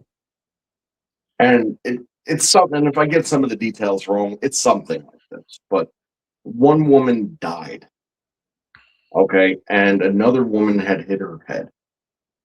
And the woman who died entered into the unconscious body of the woman who hit her head. And when she came to, she was somebody else completely. And she knew exactly who she was. And and she was freaking out and was able to give all this information to identify, like, no, people know me, you know, and you're not my husband, you're not my mom, like all this stuff. And freaking out that what she looked like was different and all this stuff, right? And long and short, they actually got the family that she said that she was with, whatever, they were like reluctantly participating to meet this woman who said that there was their whatever that had passed away, and she immediately said things and hugged it, and like the connection, and it was like instantaneously they knew it was her, the dead person, and the other person was just gone. And if you think about it, I mean, if you go unconscious and then you're at a certain very hyper specific but different resonance, and that's the same resonance that somebody else that just passed away was at, and that energetic force wasn't ready to go. You have one person out of phase where their soul is basically displaced, their energetic plasmatic force is displaced from their body at that moment, and you have this other thing that's going to enter in, and it's super, super weird. But what's crazy is that, like, they want you to think that your mind and your memory and all this stuff is some chemical function that exists in this mush. But have you ever noticed how your brain is literally just all pipes of matter that go like this? It's because it's a specific antenna, to a hyper specific frequency. And if you change that antenna, then either different attributes or different things can happen, because other things can come in at that point. Or the signal gets distorted. You have intermittent connection, or all these different things. But think about all these poor suckers that froze their head in like cryogenically or something like that to try to reanimate in the future. Let's say that they were successful in doing something like that and it came back and it actually was subjectively like the same person, so to speak, right? Well, that's only because of the antenna still being intact to that same tune. You see, if you change the antenna, though, it's not that it's the brain that's holding it, it's the antenna. If you change the antenna, it could be somebody else entirely once you reanimate. So, Well, that's kind of crazy. One person could be in a coma state while the other one lives your life. There's a lot of neurologists out there, like high, very, very smart neurologists, and neurosurgeons and stuff that believe that the consciousness does not exist within the head because of things that they've seen. That's interesting. Huh. It's okay. There's an old Japanese rock.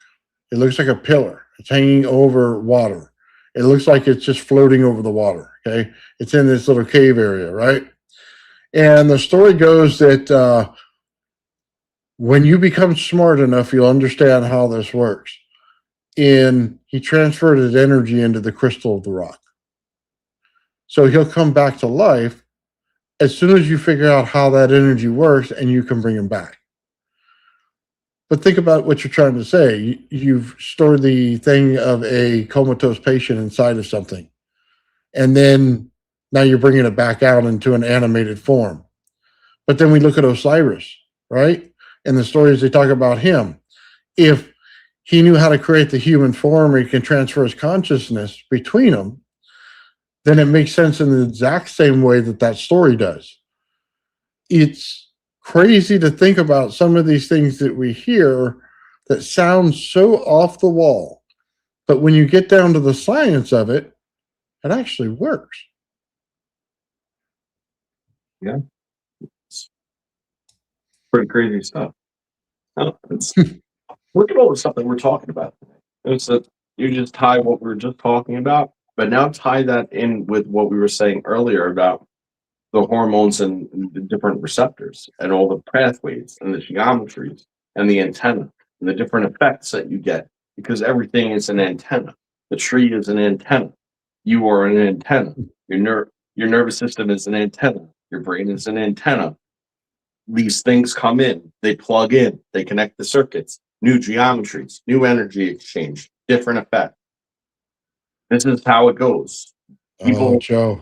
People aren't seeing it that way, and I'm not saying people here. I'm saying, like, widely, they're subscribing to an entirely different Okay. base here. And they'll say you'll take that medicine and it'll plug into this receptor, and then they'll say that it's a chemical reaction in your body. What the fuck? What fucking chemical reaction is it? What chemical? What is the chemical doing? What is it doing? Changing the resonance of something, changing the geometry of something. Okay, just hear me out. Jesus healed people by touch. Now think about that. If your plasma state in your body work like that, right, and you were able to get into your subconscious part of your mind, which is the bottom layer, and then you can get over into their frequency of their body and turn on a receptor in their body individually, okay? Then it could actually turn on your healing process in your individual body that allows them to heal, okay? But it could do it at a rapid rate because it uses ions to do it. So it puts it in a time dilation field where the wound can heal instantly. Think about how that works. If that's true, okay, and you know that Jesus did that, then you understand the process of transference in your plasma state to another individual and what it does, because he knew in Jesus what part of your body was broken, how to heal it, how to immediately do it, how to create the correct field in it. It's like a mastery of plasma inside of your body. It's you touch, it's done. Okay, you don't realize it's going on. He asks you just to be calm and still and listen. Okay, and then he does this. It goes into, can you turn water into wine? If you understood that same step, then you can ionize things and ferment grapes into wine. Okay, or you can even sit there and create the ionic layers in order to make the grapes themselves, in order to turn them into wine. You could take something in the water that it naturally produces and ferment it in order to make it the wine. It's a simple understanding of what goes on in plasma physics in order to do it. If you understand conversion rates in plasma and how it works, then it makes all the sense in the world. Was the goblet always filled with water? Was there residue in it? Was there something going on in it? Okay. It ties in completely, especially when you know that they say that Jesus was pure light. I mean, this goes without saying, man, that, like, once you realize too that there's certain materials out there, that are derivative, of everything else. And I mean, hydrogen is derivative of everything. Is the derivative of everything, I should say. So what you end up realizing is, if you have hydrogen, you have pure material potential, for matter structuring accumulation, and there's, like, you could make much more complex material, okay, by being able to charge, exchange, and structure ionized hydrogen molecules, and that's just simply the way it is. Like, I mean, everything could be built out of it, and hydrogen isn't the only one. There's many others, but that's where you have to turn to mathematics then a lot, because anything else, really can only structure in only other certain ways. Whereas hydrogen, is it's the source code for the rest of everything that comes after. It's the original imbalance. It's the original imbalance. It's the prima materia. Yeah. Yeah. It's funny because it always tries to achieve balance, so it pulls in another ion to the core and another ion to the outside satellite, and then what does it become? Was it helium? And you keep doing that process, and you start building this thing, and you start to realize something very simple. If I can add ions to something, I can change and mutate it. Yep. that's where it comes to. That's why I say exchange, how things build, the Russell scale. You start looking at it, you're simply adding and removing ions from the cores. So when you start saying, okay, no, it's a proton and neutron that's being in the center of an atom, it's not. It's an ion. You know how I know it's an ion? Because light creates the ion. We've seen it in all the RAV experiments, exactly how it forms out and how it builds out the energy levels around it.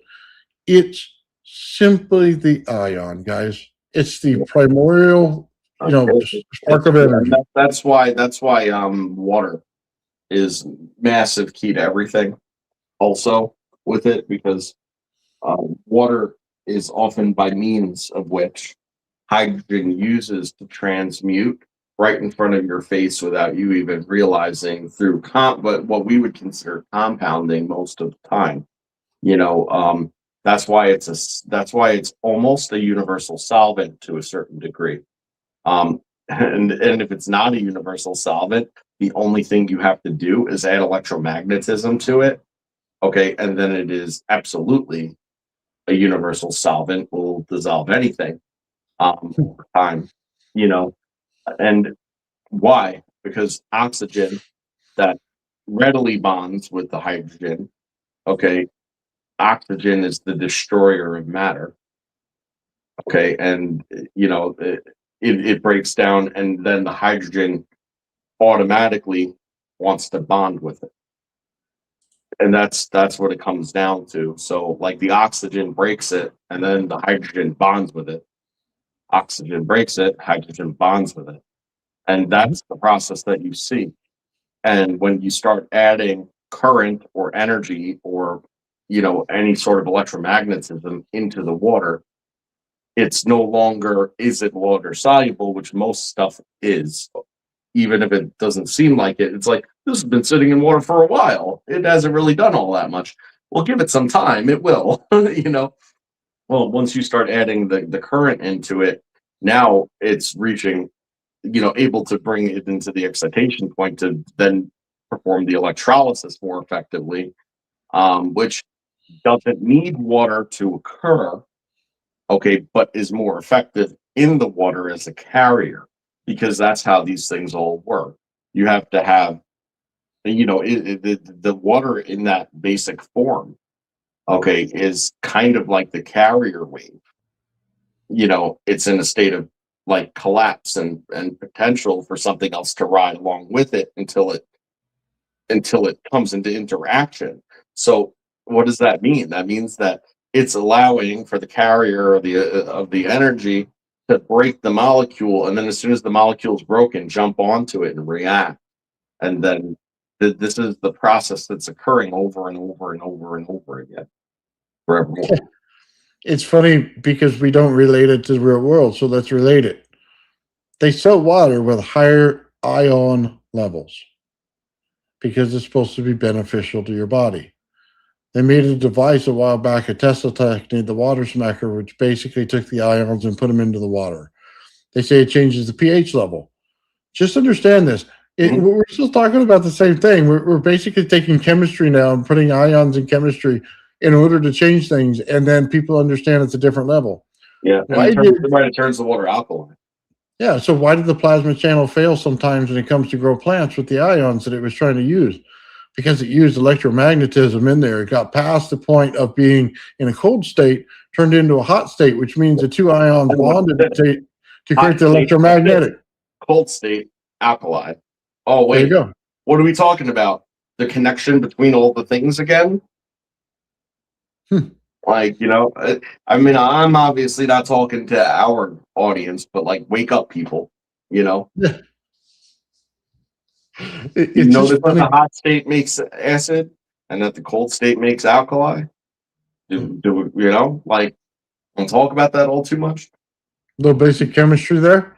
Funny thing is that we use the acid in a battery, an electrolyte, right, which is the analogy to the carrier wave, between the two metals to create the differentials, okay, to create a potential, right? That's it, a potential.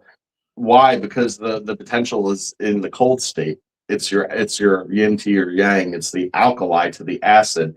The thing is that it's not, it's not formed that way. Then you do the inverse. You use an alkali, then you end up with a hot potential right out. Okay, the yin and the yang is two ions going in a circle. It's your electromagnetic. It's the ion on each side pulling and pushing and spinning in a circle continuously. It's the formation of anything that you see as the atom.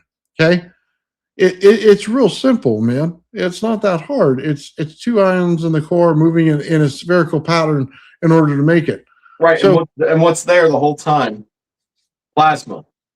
yeah, Because that's the point. Yeah. that's the entire point. You see, the energy is only manifest, but for its interaction with matter.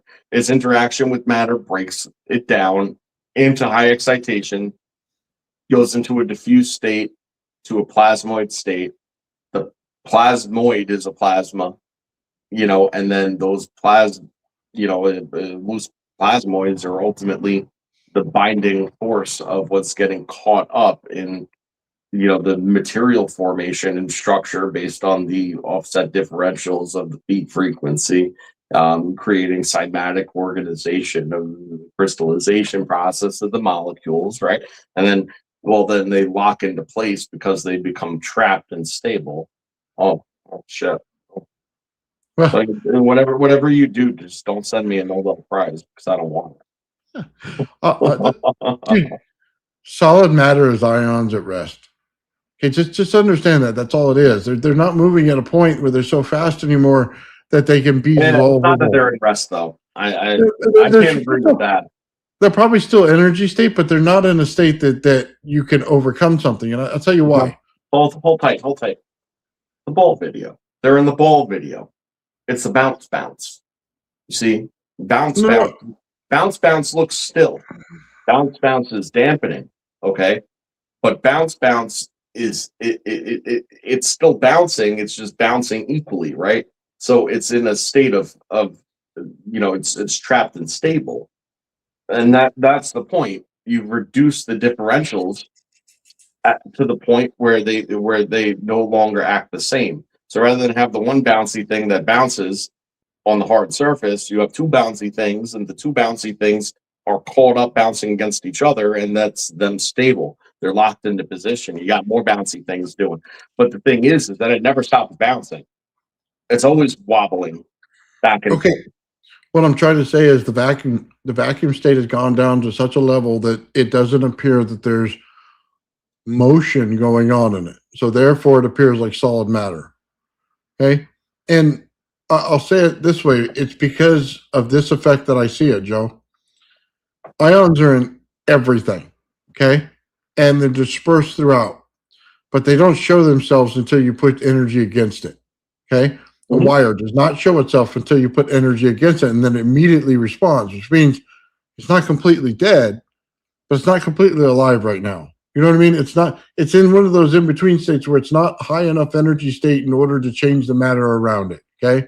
It's in a low density state where it can't do it yet, but it can be re-energized as soon as you put the electromagnetic field upon it on the wire. It re-energizes the ions in the center. Okay. It can become resistance to it because they're trying to bond with it. So where you see this as well is when you hit lightning on a rock. Okay. Lightning hits a rock, right? As soon as it hits the rock, it goes through. It changes where the ions are patterned inside the rock. Okay. Go back to that rock, hit it with a hammer. It goes ping, ping, not dud, dud. It goes ping, right?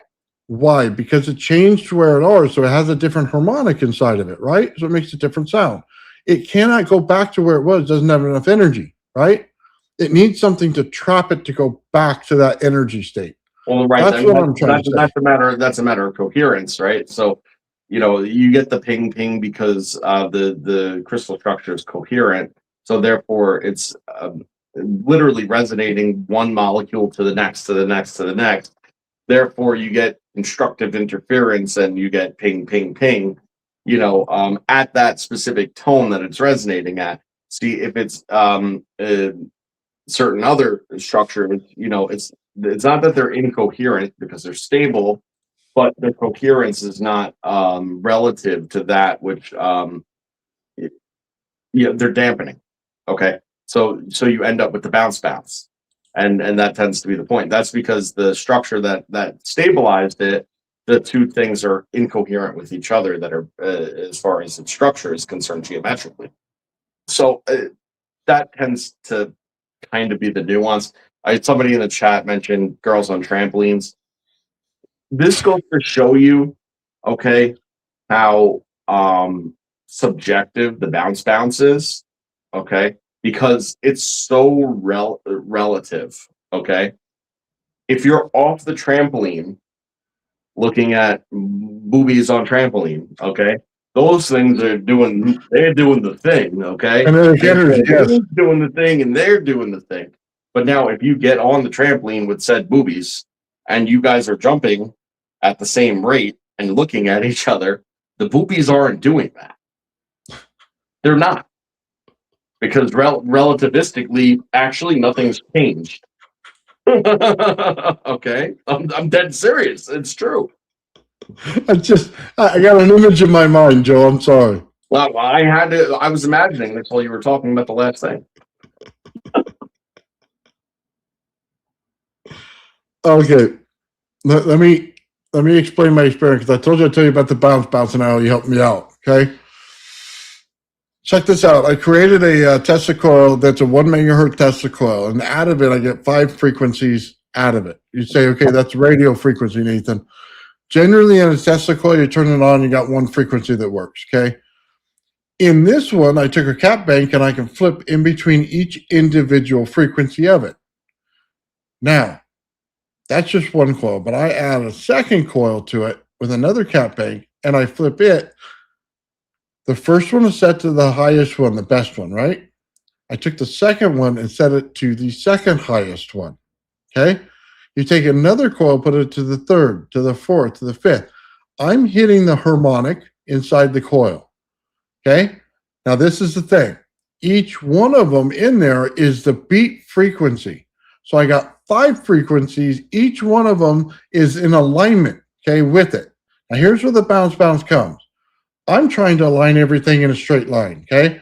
I want to shoot the gap. I want to, boom, hit everything straight up at one time in order to amplify it. But that's not what the bounce of Joe was telling me, right? He's telling me you got to be able to take the bounce from the first one, capture the energy and push it into the second one, which captures the energy and pushes it into the third one, and keeps going like that until the discharge is way over the amount that it should be because of the captured energy. My thinking on it of just alignment is wrong. I'm not looking at the first bounce going in and how much kinetic energy I can push to the second level in order to get the second level kinetic energy. You get what I'm saying?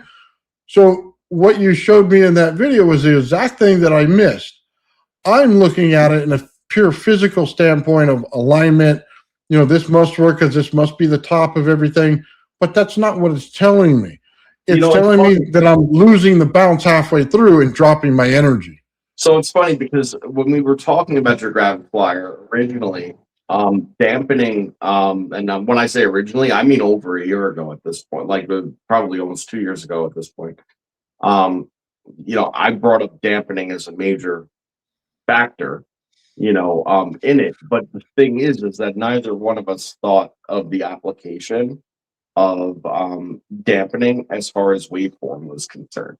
But waveform dampening is an absolute thing, because that's exactly what dampening is in the first place, is all the relationship of waveforms and materials and energy.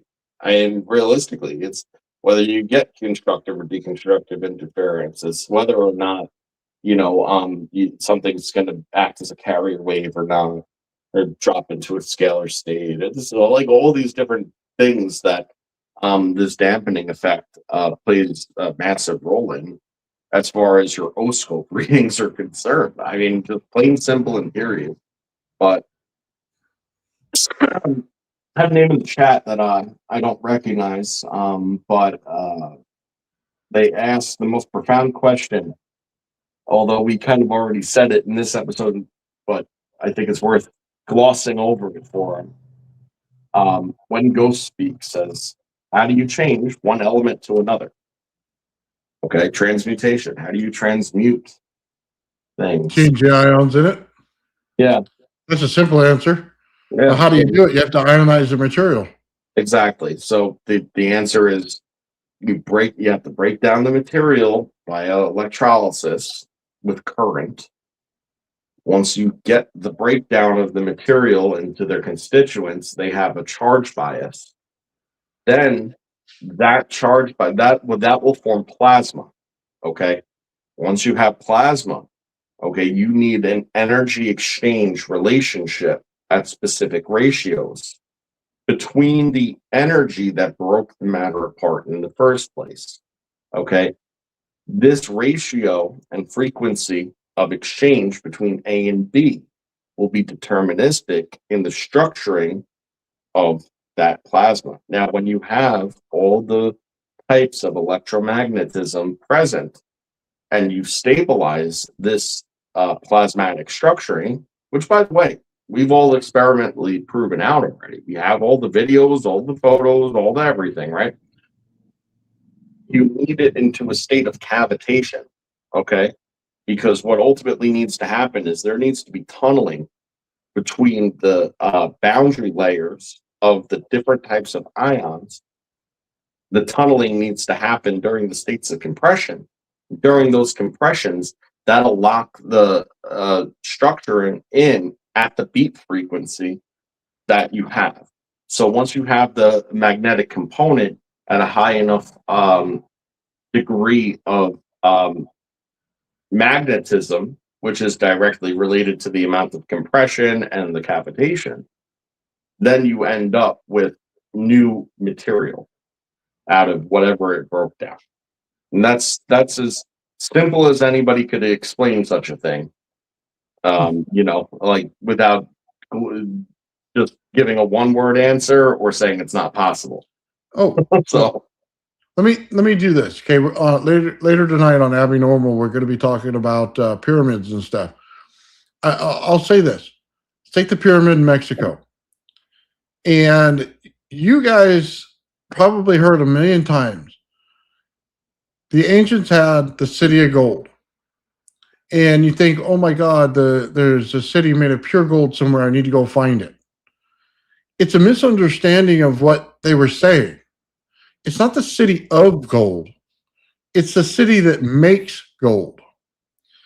Understand this. They take a pyramid, they take ionization from the atmosphere, which it absolutely does. Okay. It pulls it into the pyramid, and then the pyramid itself puts off a piezoelectric thing going into the mercury that was floating below.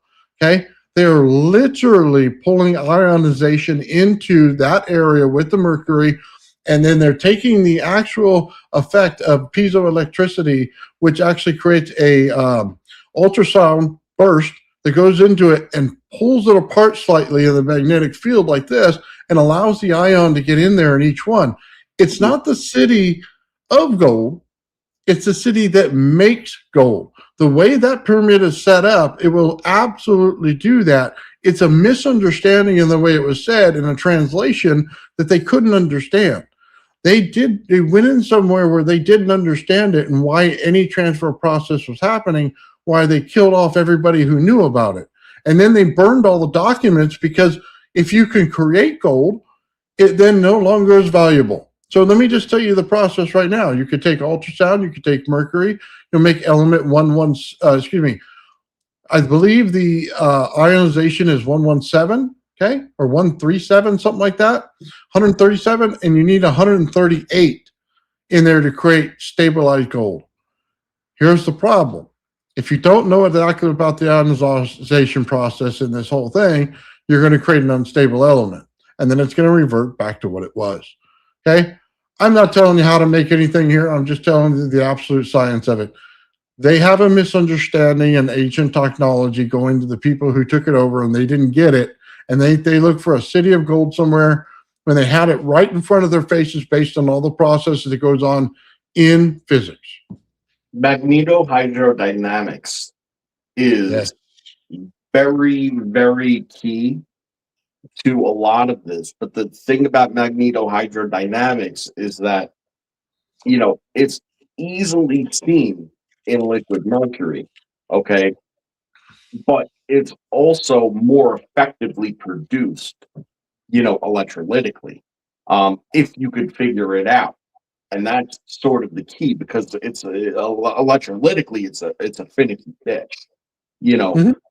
the difference is that water, okay, has the constituent components, okay, which has more potential for matter construction, meaning you could make anything out of water. The problem is that water is not wonderfully conductive, okay? And in order to make it more conductive, you have to add an electrolytic, component to it for it to reach the energy density levels needed to be effective at the electrolytic process. That addition of that chemical in there, okay, is a big, thing to overcome because those are highly reactive chemicals that go directly into the purity of the water and bind with the water molecules right off, which then decreases its ability to be able to have transmuted properties. So it's this difficult thing with water that has a much higher potential to create transmutation, whereas MHD, on the other hand, can't create as much material, but there are certain materials it can create. One of them being gold, right? And that's because of the math again of its component structures of electrons, protons. Um, and because it's naturally conductive and a room temperature liquid, you have all the components right then and there to cymatically induce transmuted components, which is why mercury, by the way, amalgamates other metals.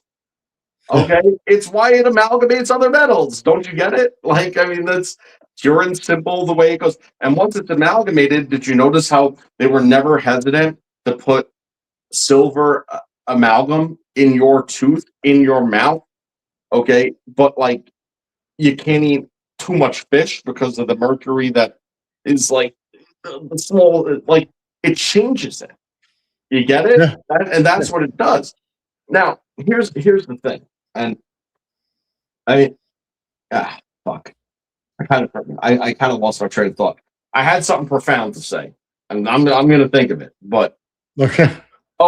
here it was a question. Okay. Ancient times, right? They made 24 karat gold, this and that. Okay, ancient times to modern times, they accumulated mass bullion, the coin, the bar, the whole 9 yards. They were moving this shit around the world for longer than we ever know.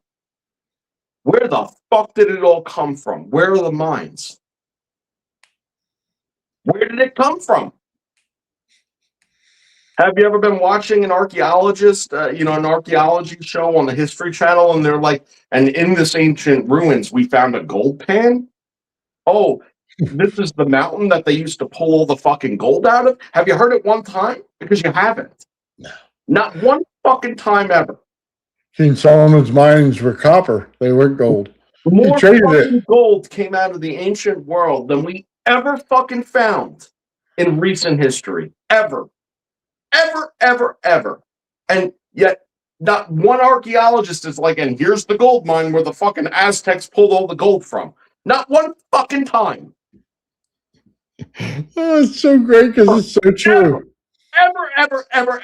And it's upsetting because transmutation doesn't exist.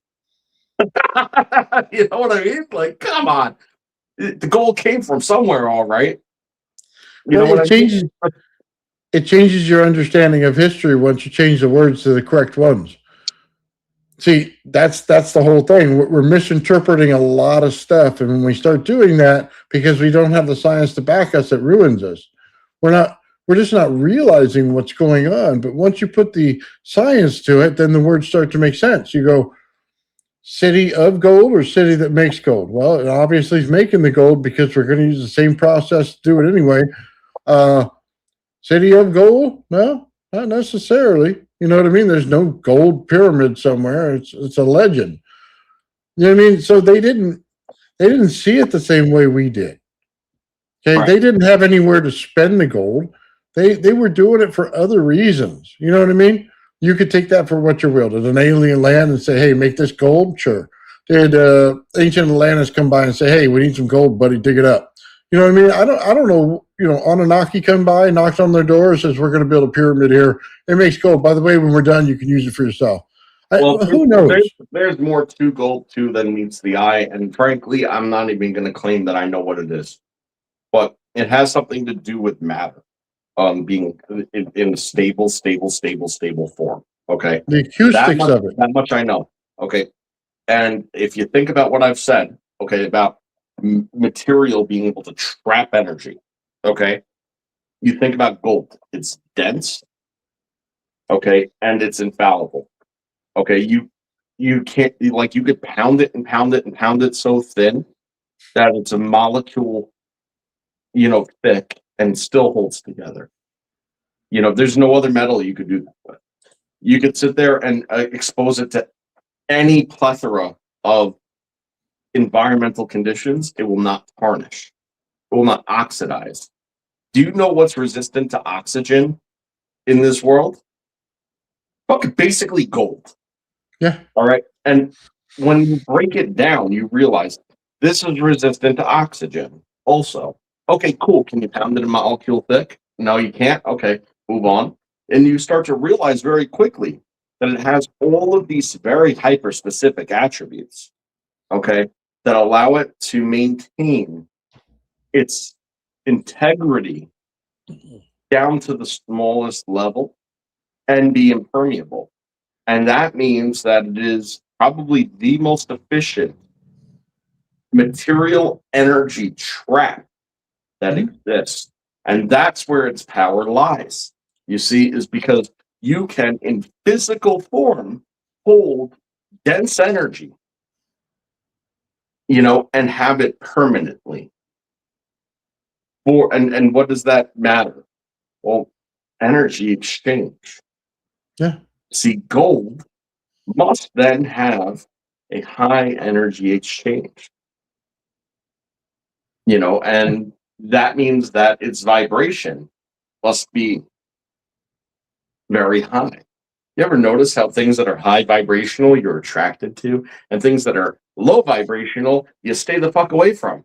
Yeah. Okay. Well, people tend to like gold. A lot of people. Gold tends to make people feel good. Why? It's only a thing. Well, I mean, this is why you're in its presence. It's a high energy state. Stable, like you get it. And this is why the common folk never got it, no matter how much they can make. Okay. And they just wanted to make more and more and more, and then keep it for all the people that have the wisdom of how. I wonder what the ion state of gold is. I didn't look it up. I should have. It Stable. That's what it is. You can't break it down, really. You could gold plate things, then break it apart that way, the same as anything else, right? well, I mean this like this. But the gold doesn't break down. It doesn't get lost or whatever in the process. It just simply Right. goes from one to the next. But let me say this: mercury is like a liquid metal, right? But then gold is super pliable, so it makes sense that they're close to the same family and ion level. Okay, that if you transfer an ion over, you could basically change the thing to where it's malleable, right, easily, but it's not in the liquid state. Mhm. And that's what I mean by the ion layer inside of it. What does it look like in each one of them? And I'm sure once you compare them, you'll find the answer right away why it actually works. Well, I don't know because I don't have it right in front of me. But if you look at all the elements that are broken up in the other chart, the one where it goes like this, right? I'm pretty sure that they're in the same octave, right? So they're in the same octave, but a different key. Okay. And what that means is that they're not resonant with one another, which is why one breaks down into the other, and and why you can make one out of the other is because they're in, they're not in resonance, but they are in the same key. I'm pretty sure. Where does it fall on the periodic table? Like, I don't have it memorized. Oh man, yeah. It's just so interesting, Joe, how it all floats together once you know the key. Once you understood that the ion level and how to get to it, now it all starts to make sense. So the Russell scale of the atomic table is absolutely right. Just so you understand this, it's a different way to look at everything. And what it does, and this is why physics hates it, it makes everything a mechanical system that works perfectly without the exotic math. You throw out 90% of the exotic math that doesn't work, and it makes it a purely mechanical system. All right, so on Russell's scale here, gold and mercury are right next to each other.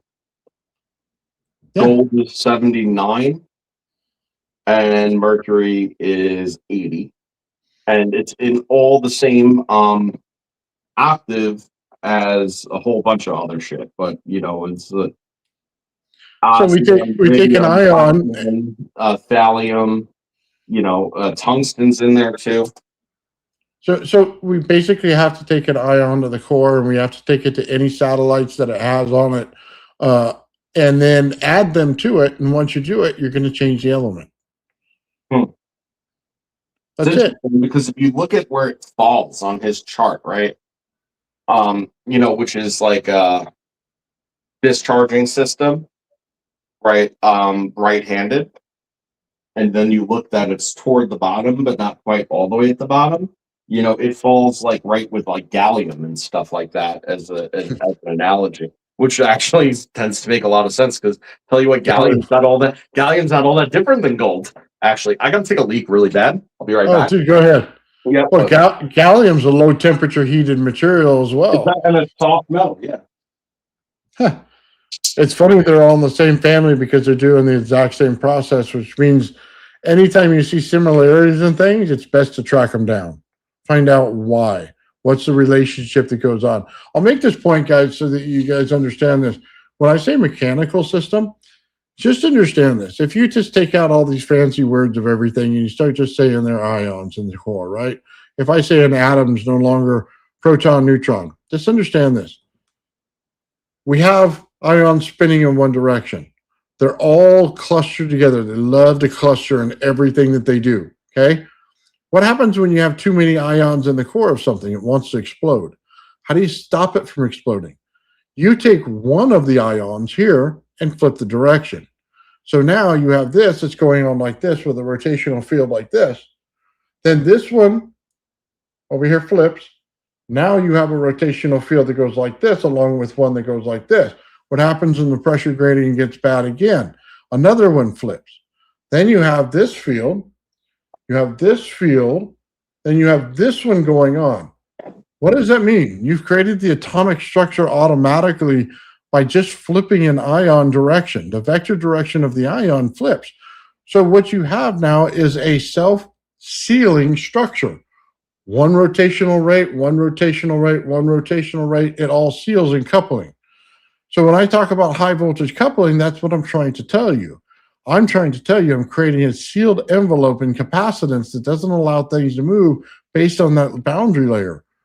Now you can start to see when it builds out an atom, what it's actually doing. On each one of those layers, it builds out a little satellite from it. Why? Because as ions form in there, it makes that little loop in there as they go, and they go cross direction from each other, okay? They're creating that spot, or at the highest spot of the resonance, it's going to create that little node, okay? That's the important part. We see it in Tesla coils where you have a node, but that's exactly what it's doing. Now we built out an atom. I have now just taken that, just so you know, I've taken out all the exotic physics, all the exotic math, and I've made it a purely mechanical structure. What does that mean? That means that now I've just matched the atomic level to the plasma that you're creating in your garage as a purely mechanical system. I have now taken it to the planetary level and told you I'm creating a purely mechanical system. No exotic math. I don't need it. It works perfectly. Let me say this. When you have something that works perfectly and then it makes everything in transmutation and mutation and different ion levels to create it and it works correctly, you must invoke Occam's razor. The simplest answer must be the right one. Therefore, all the exotic stuff goes away. We have a mechanical system. And that's why Joe and I always tell you, it's all the same thing. Oh, Because hold on. all a mechanical system. I'm going to give you another equivalent of it's all the same thing, and this is not something that I knew until right this moment. All right, and I again pulled up Walter Russell's periodic table. I had said a couple of moments ago, Mercury is under gold, okay, on that scale, right? Mm-hmm. And then I looked at the analogy according to Walter Russell himself, okay, and if you go up to the next analogy octave, which is the seventh. So we're going from the ninth with gold and Mercury up to the seventh octave with gallium and zinc. Okay. And now I looked up the relationship between gallium and zinc. All right. And get a fucking load of this. You can't make this up. All right. Gallium is one of the few metals that melts in the human hand. We knew that. Okay. So it's at the cusp of a liquid metal. Okay. If you're in a warm enough climate, it's liquid. Okay. Like if you're in California during the middle of the day outside, it's liquid. All right. So let's bear that in mind. All right. When liquid gallium comes into contact with solid zinc, it causes a phenomenon called liquid metal embrittlement. The gallium rapidly diffuses into the grain boundaries of the zinc, disrupting its internal metallic bonds and causing the zinc to become extremely brittle and easily crushed into a powder. Okay, what does that sound like? It sounds like amalgamation, doesn't it? Yeah. I mean, okay, it's not a powder. It turns into gum that ultimately solidifies once it's set. Okay, but the point here is the same exact thing. You have two metals that are more or less, arguably, liquid at room temperature, or warm room temperature. And then you have an instantaneous molecular chemical reaction between the two of one of them diffusing into each other. Why? Because they are the same on the same points of the scale. Mm-hmm. What do I mean by same points of the scale? If you look at Walter Russell's periodic table, you will see that there are, call it clockwise and counterclockwise, or right-handed and left-handed, whatever you want to call it, but that's how it goes. Okay, and then you have charging systems and discharging systems. So the gold and Mercury are on the ninth octave discharging system, okay, which is counterclockwise or right-handed. Okay, and then if you go up, you notice the seventh octave has that same point. Okay, now what's interesting is you could do it again. You could go up to the fifth octave discharging system, and look, and it's oxygen and nitrogen. Okay, Joe, just understand this. Two vortexes, okay? Resonance in both, where one hits its amplification, this one hits its low point, okay? And then it reverses. As this one hits its amplification, this one hits its low point, right? It's an imbalance.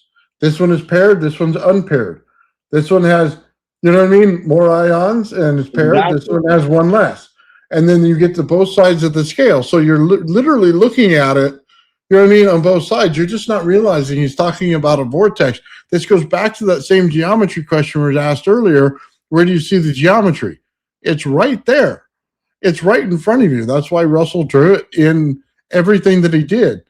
And he called it male and female. One's paired, one's unpaired. What is it? We have male, probably the unpaired, and then we have the female that's paired. It's how you understand things. So you want to lose your shit? Go up to the next rung on this, okay? Like I said, fifth octave, oxygen and nitrogen. Immediately what comes to mind is nitrous oxide. I just placed in here, how would you reasonably make nitrous oxide? And its answer, more or less, is that it's synthesized, okay, by using ammonium nitrate, okay, in a thermal process, because the thermal will cook off the ammonia, right? And water vapor, okay, in that heated condition, meaning that you need the liquid. That's the whole point. You need the liquid, one in a liquid form, to meet the other into the the ammonium nitrate form, which is solid. Okay, and Yeah. that's how they form nitrous oxide. I would say that if it was practical to have lots of liquid oxygen, which is obviously possible but not practical, right? They could just do it directly at that point. So hold on, you said oxide. So basically, you're doing the same thing in a battery, right? The Well, you acid need the base nitrogen to be relationship. in a solid state. So to get obviously, liquid nitrogen is fucking cold as fuck. I mean, to then get it into a solid state is highly impractical. you know, but if you could take liquid oxygen and then put it onto solid nitrogen, you would have an amalgamation of nitrous oxide. Hmm. See the point? Oh, I see it. Yeah. Oh And what man, does that mean? That means that nitrogen and oxygen are metallic in nature. Oh, Hmm. you see what I mean? Metallic in nature with oxygen. It's why it structures under radiation. It's why it alloys with every other metal, making Well, yeah, fucking that. oxide. Well, they use oxides in your transistors every day. Oxides are key, bro. Like, I mean, Yeah. really are. Why? Because it takes your metal and then brings it up that periodic table chart closer to hydrogen. You see? Ooh, interesting. It comes back to that every time. Yeah, doesn't it? It's all the same, folks. Yeah. This is an interesting conversation today, Joe. This is like way out, you know what I mean? Beyond, I think I think a lot of people in our chat get it. I hope everybody that listens to it, it starts to snap something in their brain to understand, hey, everything's related. And as soon as you start looking at all the relationships of everything starts to fall right in the line. You know what I mean? Whether it's chemistry, whether you're looking at melting things or whatever, however you want to look at it, how you build things out of plasma, how it transfers. I mean, there's even scientists that talk about the snowflakes and how the memory in there and all the frequencies go in there and how it builds a snowflake in geometrical patterns. And it builds it based on information of the geometry. I mean, it's all absolutely true. It's 100% the same technology. Sean does it all the time. He sits there and takes the plasma, puts it into his little piece of pot and clay, and then he's building geometrical structures right out of it. I mean, it's insane how fast it goes, and it's not on our level. That's the thing.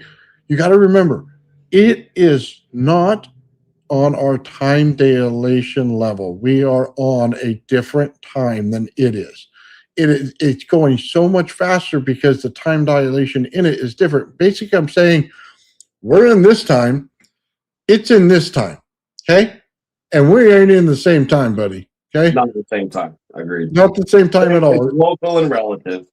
Yes. And guess what? All the things that dilate time that much, you can't partially enter into. You will be dematerialized. Go ahead, touch that fucking rab. I dare you. That's why you need a shell. Yeah, touch the rab. Don't touch the rab. Listen, Yeah. if you ever saw the rab, you'd You be never in touch it. awe, and you would never in a million years touch. Like, you know how many times I wanted to stick a fucking wooden skewer into the rab? You know, like I'm sitting there looking at this thing. And I'm like, dude, I want to stick a wooden skewer into this right now and just see what goes. And I'm just like, I am literally afraid to. Dude, I'm it's literally afraid.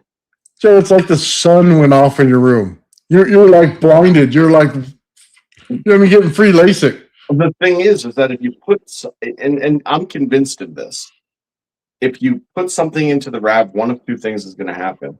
Either the RAV is going to push away from it and not let you. Okay. Yeah, I actually think that that's a very stern possibility. I never. Because looking at Sean's experiments, Sean goes poking around, dumping all sorts of shit on the RAV, but he never sticks anything in it. But he'll pour water on top of it and this and that. And if you notice, it always displaces and moves away. It's like, I'm not part of this. You know, you just put more density in here and I'm not part of that. So it's like, Oh, but if you were to actually stick something inside, I'm not sure anything's coming out. I'm not sure you're going to be, it would be a very non-traditional thing. Like not the same as sticking it into fire or something. If it's a wooden skewer, I don't believe that you're going to see a charred end. I think that you're going to see that a lot of it disappeared. if That's you my can make it to the core, yeah. I don't know, Joe. I'm gonna have to try it now. Now, you know what?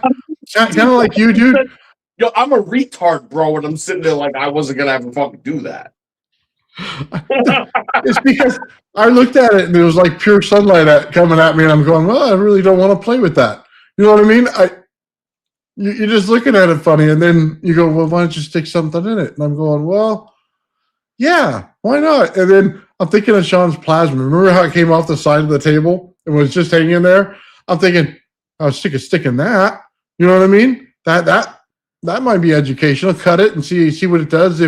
Because it sucks back up. But what if you cut it? Does it mean it's going to separate in solid, or is it just going to disappear? I mean, dude, it's blowing my mind. That's what I'm saying. Hold on. So, I'm sure Sean sent you the transmutation video, right? With the structuring. It was today. He sent it to me at least. Oh, on the outside of the glass? It was in a tube or something. And it was accumulating all up in there. Let's show everybody that because that's. Give me a second. I'll look it up. He was sending me something when I came on. Yeah, I could send it to you if you don't have it. He sent it maybe like less than an hour before the show. It wasn't in the group chat. He sent it to me, like on the side. Yeah, hang on. I think I got it. This one? Yeah, Robert, we'll talk about that in a minute. I don't know, man. They all look very similar, and it's too small on my screen to see. I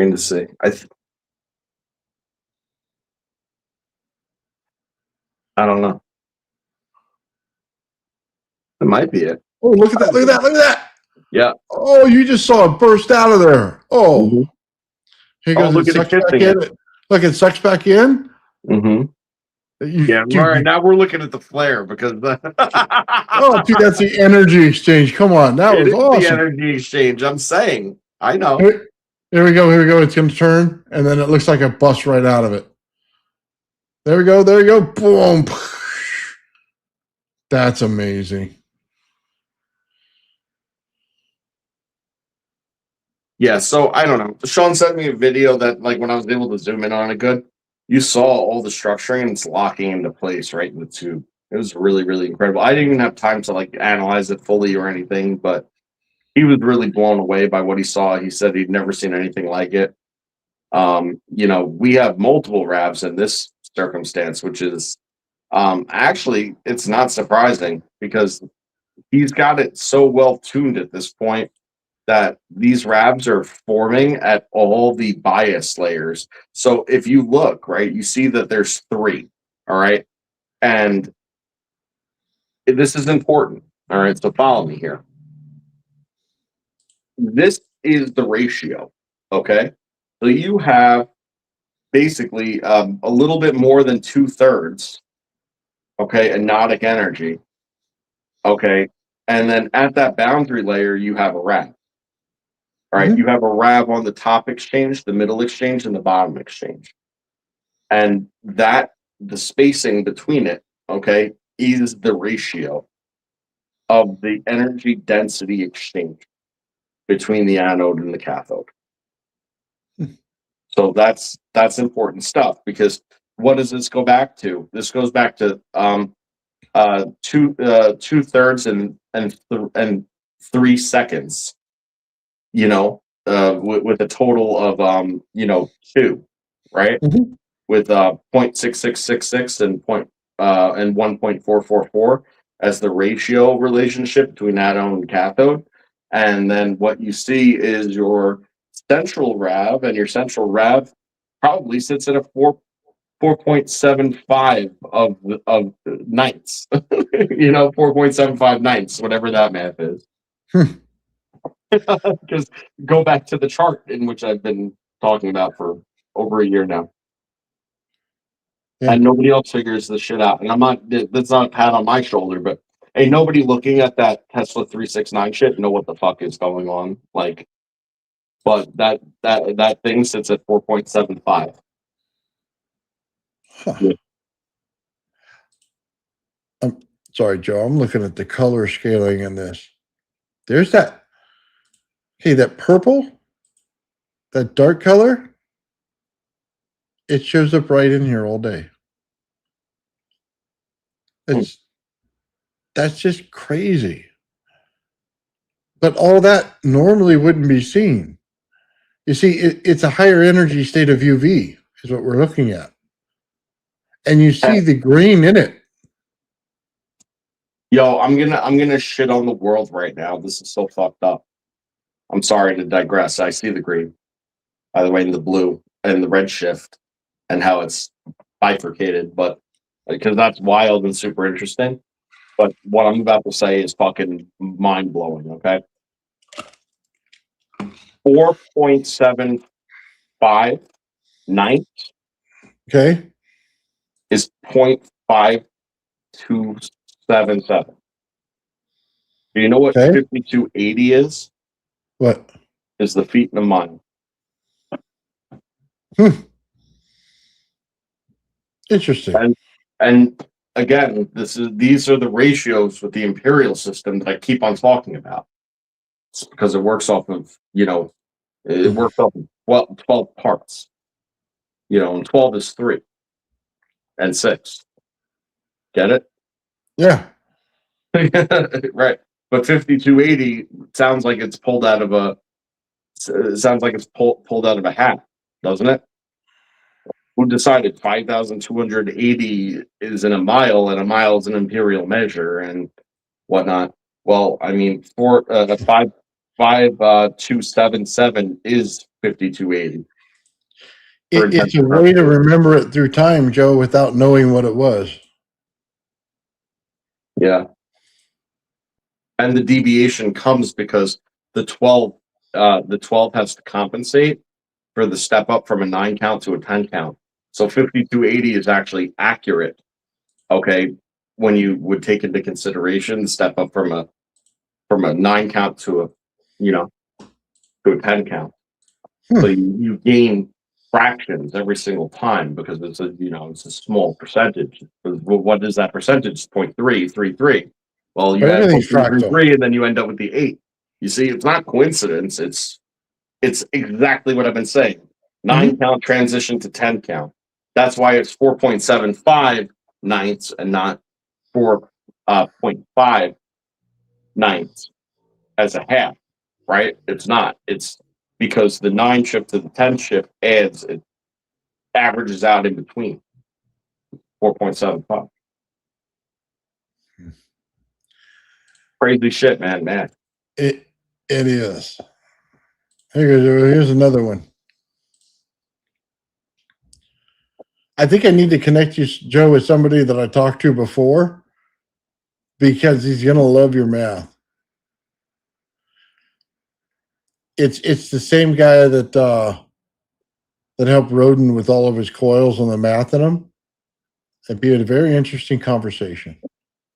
Yeah, man. Let's have them on. Yeah, Sean does some wild stuff, man. Oh, I see the black dot. Yeah, I see that Oh, too. I got excited. Always get excited when I see it. Okay. You see right here. Let me click on this. If you can see it right here is the dot right here for the plasma. Here's the black one right behind it. Yep. It's the inverse. It's the energy exchange.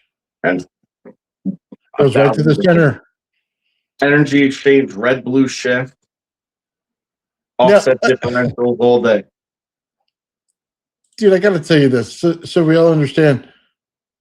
This matches stories right now in the how do I say astronomy. They're looking at something that looks like a plasmoid or a sun sitting out in the middle of nowhere, right around our solar system, right? And they can't figure it out. And they're always looking for Planet X. Well, let me just tell you, we just answered the question. Oh fuck. So Yeah, when you see that thing out there, that's a Sumerian second sun. Okay. That's the energy exchange going on. The black dot, Planet X. It's the other side, the black dot. It's the one that you cannot see with the telescope, but it puts out all the energies the same way and has a bunch of gravity to it, and it manipulates everything around it. It's both sides. It's exactly what they're looking for in astronomy, but they can't find it. You see, it Okay. creates it naturally. bro, bring that picture back up for a second because I think I think I just saw like. Do you see the dynamic relationship? Okay, between the blue and the red. Okay, that's the ratio of energy. In my, it's like I'm coming up with this off the top of my head, but it just seems to make sense to me. Okay, that's the rate. That's representative of the rate of energy exchange at a given time. Okay, because it's again representative of what we would consider past and future. Okay, being separated and brought in, and that measure of time. Okay, would be deterministic of how much future versus how much past is present. Now, if things are slowing down, there should be a big redshift. Okay. If things are speeding up, it should be primarily blue. Okay. And, in this particular case, it looks like there's a blue offset bias. So it would be speeding things up. Mm. That's my opinion. Like, I mean, is there a way to prove that? Fuck no. Not a chance in hell to prove it. But you want to know something? That if you look at the geometry that's being formed here, okay. In fact, I have a photo that I ought to share with you guys. That's very similar to this. Okay. Nathan, I'm going to take 1 second. I'm going to see if I can send it to you. Okay. Okay. All right. I'll be right back. Yeah, not a problem. Look at that rainbow. Look at that. All the colors in the rainbow.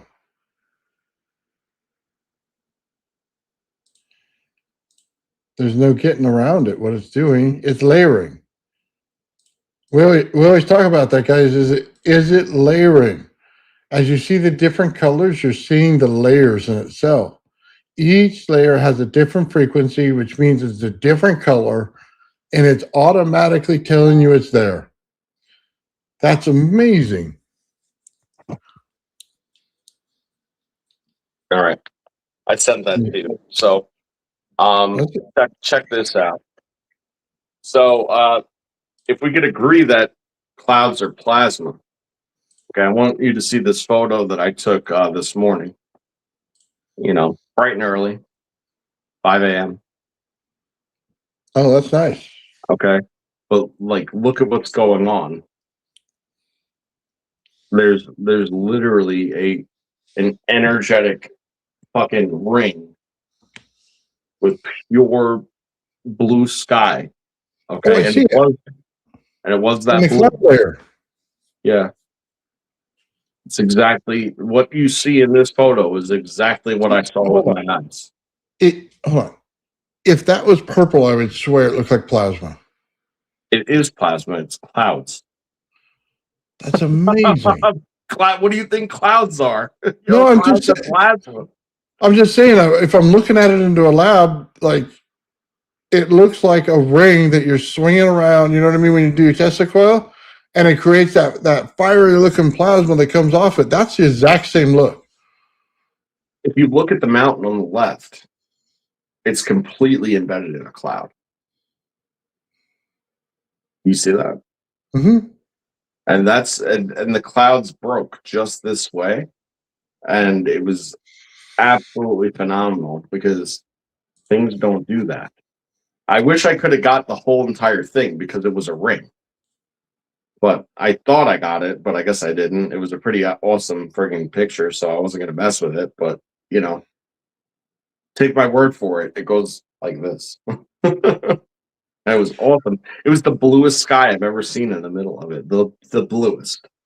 Dude, that's But amazing. the sun wasn't even up yet. It was dark, man, basically, you know, still.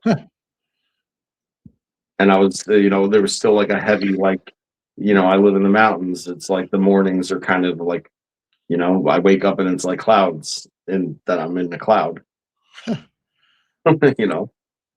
Dude, you got a good looking area around you, man. You live in a nice place. Yeah. I don't mind it.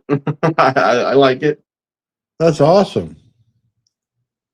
Dude, I always thought so. My ignorance, I always thought New York was like the city. So you just go in there and you're taking a crap while you're washing the dishes, while you're cooking breakfast. You know what I mean? It's all that small in a little apartment, like a closet. Little did I know that they had, wooded areas in New York I mean, because I never see them on the news. yeah. So check this out. I mean, it's like, you know, New York City itself is like, it's the smallest, like, it's ridiculous. It's like, you know, it doesn't even have a big footprint. It just has a huge population. Right. And I mean, originally I'm from Long Island, you know, so it's very populated there too. In fact, the most populous town in the entire country is on Long Island. You know, and then it's broken down to much smaller hamlets, right? Mm-hmm. But you get the point. It's very, you know, downstate down there is very populated. Where I live in the middle of nowhere, and most of the state is like this. You know, like you have the Catskill Mountains, and then you have the Adirondack Mountains, and then everything in between the Adirondacks and the Catskills is basically either going to be, you know, mountainous and valleys, you know, or you know, lakes, and it's all wooded. And not for anything, but the biggest park in the entire world is in New York. It's Adirondack Park.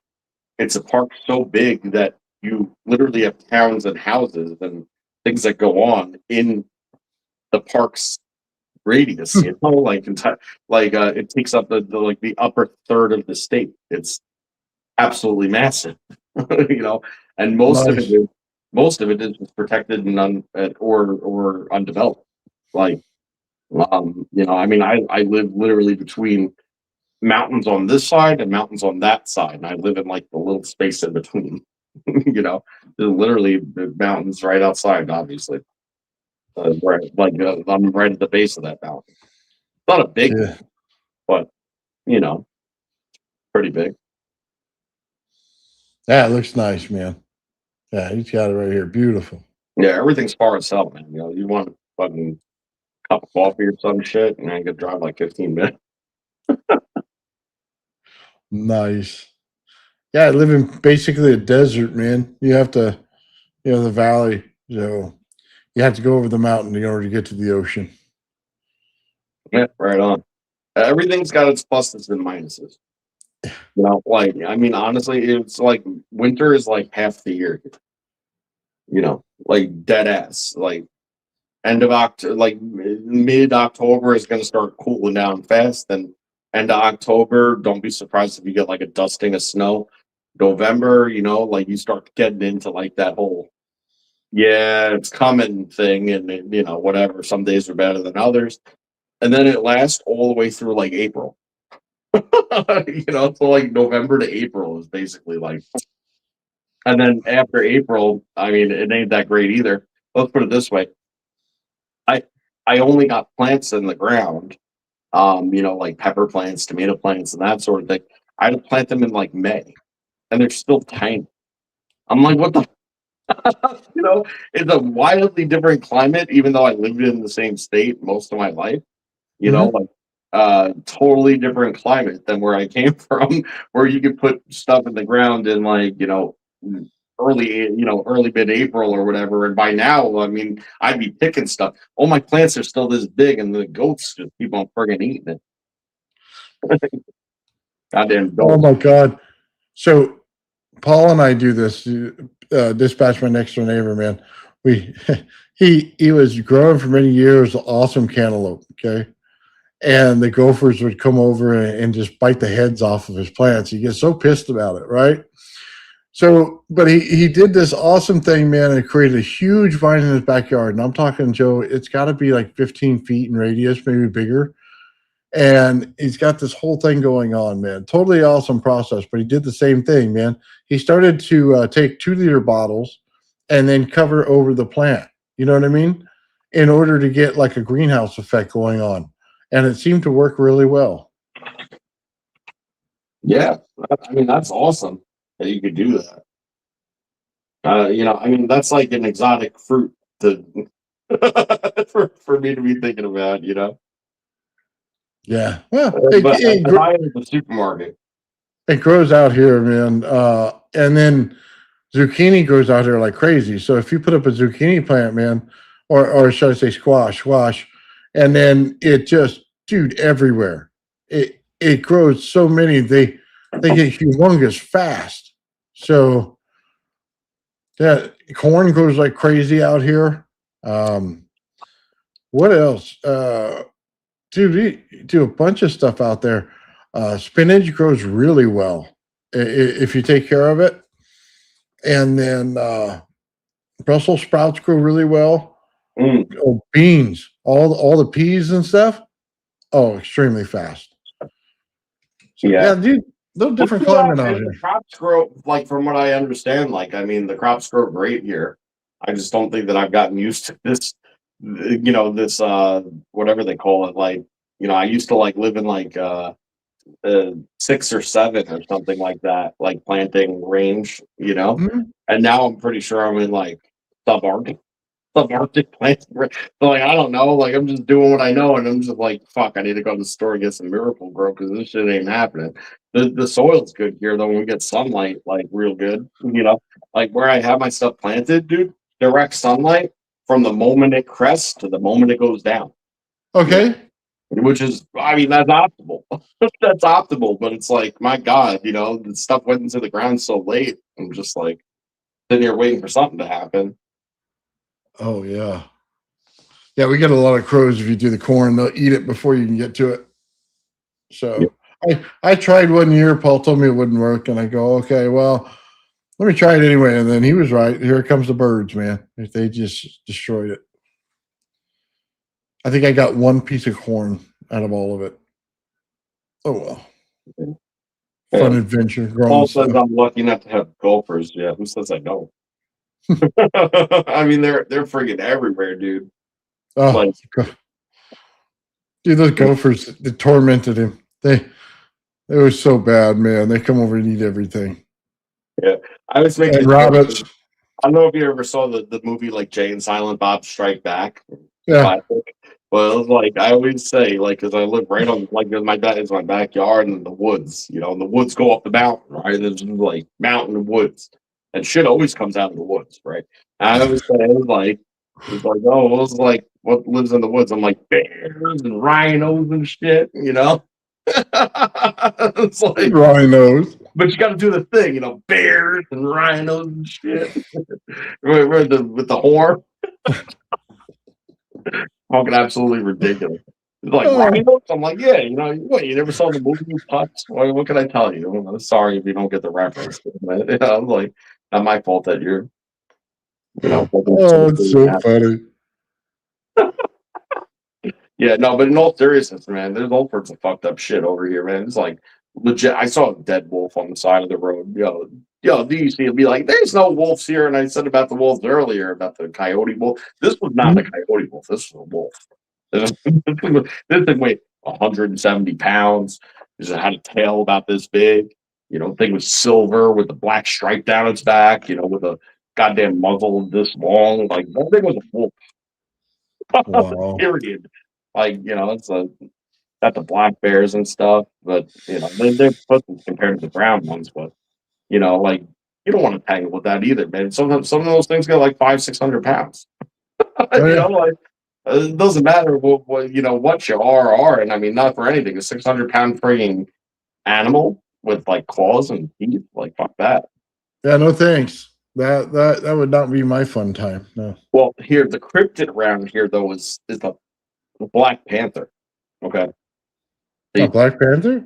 yeah, they'll say that okay, well if you have mountain lions there, they're transient. They don't live in New York anymore. We killed them all. But then they keep on finding them dead everywhere, and people see them all the time. Um,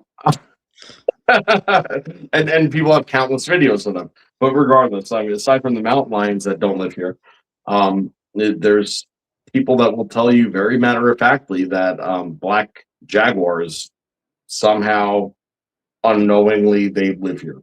It's a cryptid thing to a certain degree, but I'll tell you what, there's much more likely that there's some kind of black jaguar living up here and just keeping things on the DL, you know, than Mothman. Yeah, you know, and like they made a statue for that motherfucker, like straight up. You know, Mothman. they're right. They made him a statue and stuff, and it's like, yo, you ain't got no Black Panthers in New York. Get out of here. It's like, okay. Do they have a statue of like Sasquatch or Bigfoot out there? I don't know, man. I'm a big Bigfoot fan. I've never seen it, but you know, but what's funny is that people do have, and like I've actually wanted to make one of these for a while. They have the Bigfoot silhouette, and they paint it black, and then like put it on their lawn. You know, like half in a tree, sort of thing. That's Like really people cool. do that all over here because it's like good jokes because you know that you're in the boonies. You know, it's like if you're gonna see Bigfoot, it's probably here. You know, Oh, but Sierra Mountains, yeah. yeah, but yeah, apparently they're big naysayers on the whole Black Panther thing. But I've talked to multiple people who have seen them with their own eyeballs, and they're like, yeah, they're like it's big and it's black. There's no doubt about it. So okay, that's what she said though. Some rich person's cat got out. They're like, Yeah, you know what I mean? Oh, who was it? Mike Tyson's tiger in that movie, the Hangover. Hangover. He punched that guy out, man. That was hilarious, dude. Oh, Yo, it's funny. Oh that my movie God. was great. Yeah, dude. They return it in the convertible. Yeah. Like, oh yeah. Oh, they tried to knock it out with the pills and the big steak. Yeah, for real. That was so What would you great. do if you're in Vegas? You open up your friggin' bathroom door and you're taking a piss, and all of a sudden you see like a tiger while you're in the middle of taking a piss. Like, probably take a shit too.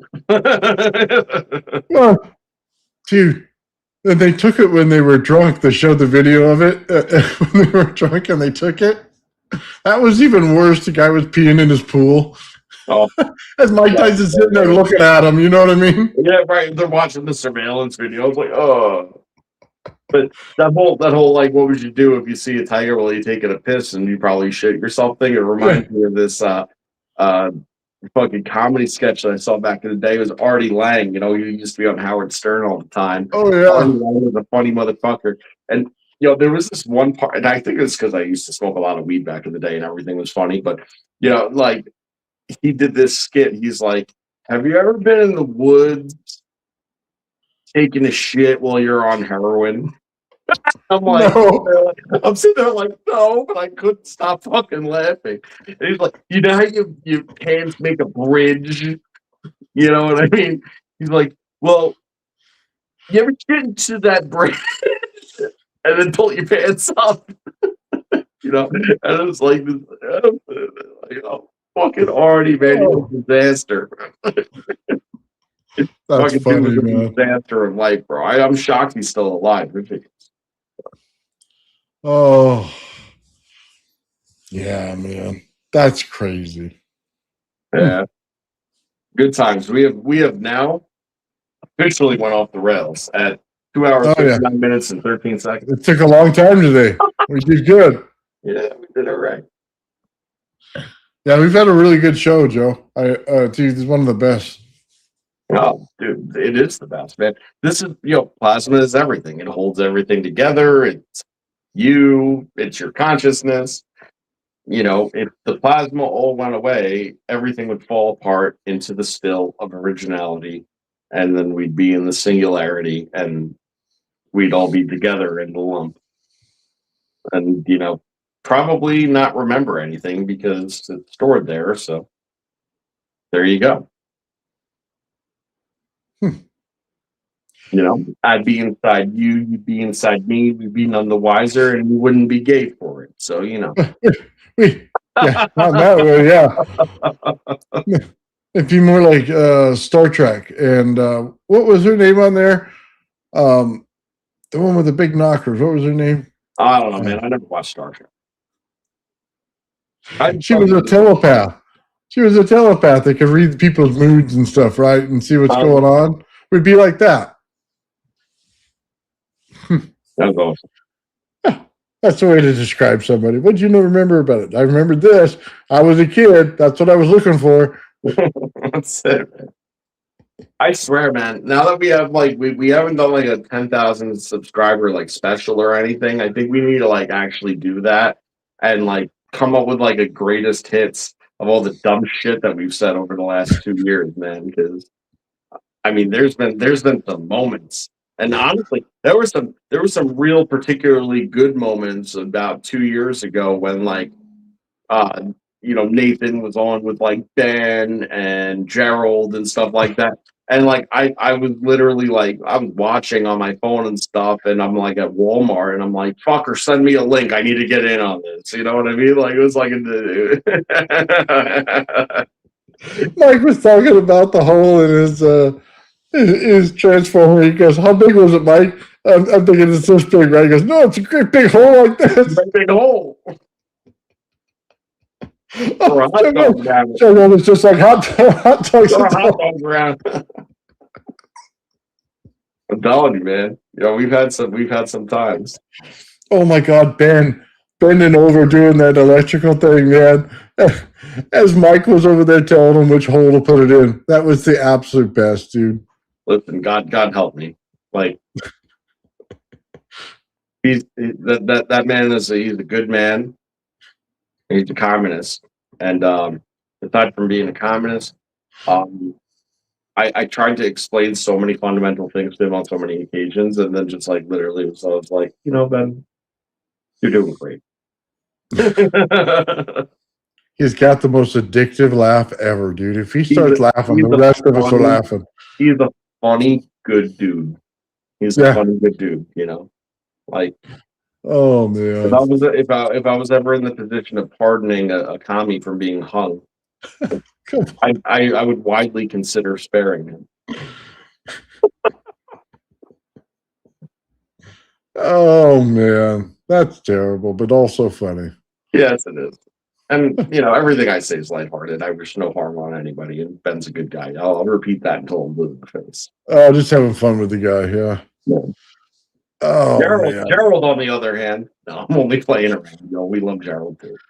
Gerald's a good guy, man. I like Gerald. Yeah, Gerald's a good guy.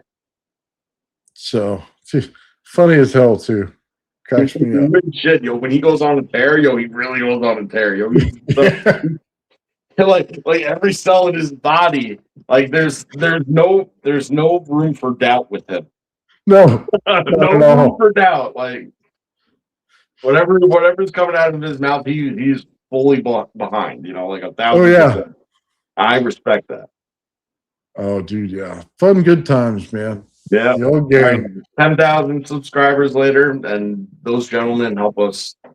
Right along the way, they helped us bump it right on up. So that's right. Appreciation where that appreciation is due. Oh man. Yeah, we'll have to do that. We'll have to have the show and put on some Star Trek episodes while we, eat some wings on 10,000 subscribers. Yeah, we're gonna do that. All right, so we're gonna set that up, and you know what? We'll post that one days in advance, so everybody can set it aside because I think that's gonna be awesome. Oh, they get to laugh at me again. I'll take out my dentures, man, and eat a bunch of hot chicken wings and burn my mouth off. So yeah, dude, it's gonna be a fun one. Right on. I'll even go hotter this time, dude. You down? Oh, dude, you know how bad it was last time? Go hotter. But you give me Satan's pills or Satan's whatever. Yeah, we'll do a little bit of it. Oh my God. We'll get you order the hot sauce and a box of tampons. You know. Oh, thank you. Yeah, I'll just put it in my mouth and pull the string. There you go. That was so good. Yeah, there you go. Right on. One of your bleeding holes, you know. Anyway. It felt like a bleeding hole that day. I'll tell you that. Yeah. Oh. Right on.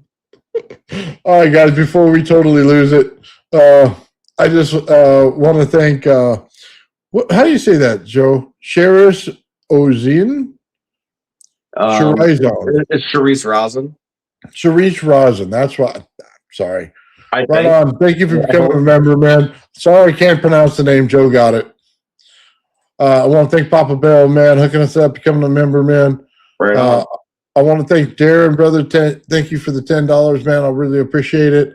I want to tell everybody, I'm sorry. There's something going on with YouTube. They're doing conversion rates or something on all their stuff that's going on. I didn't understand much of it.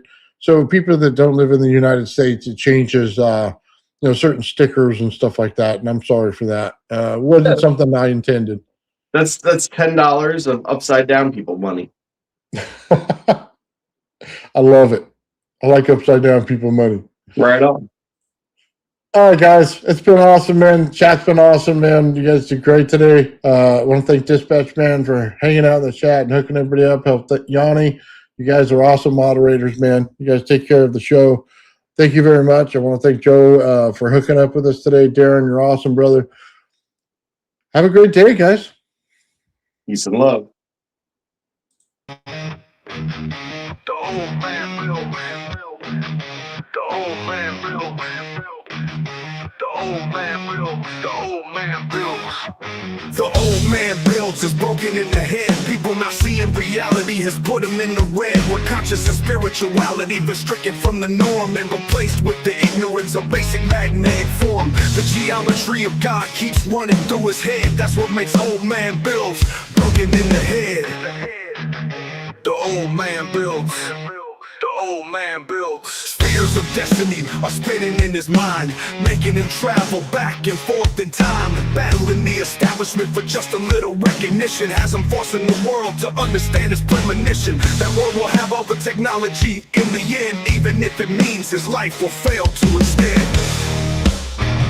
The old man builds. The old man builds. The old man builds. The old man builds.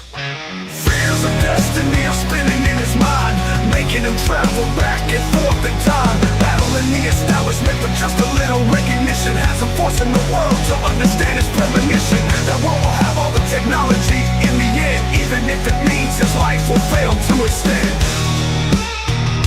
The old man builds. The old man builds. The old man builds. The old man builds.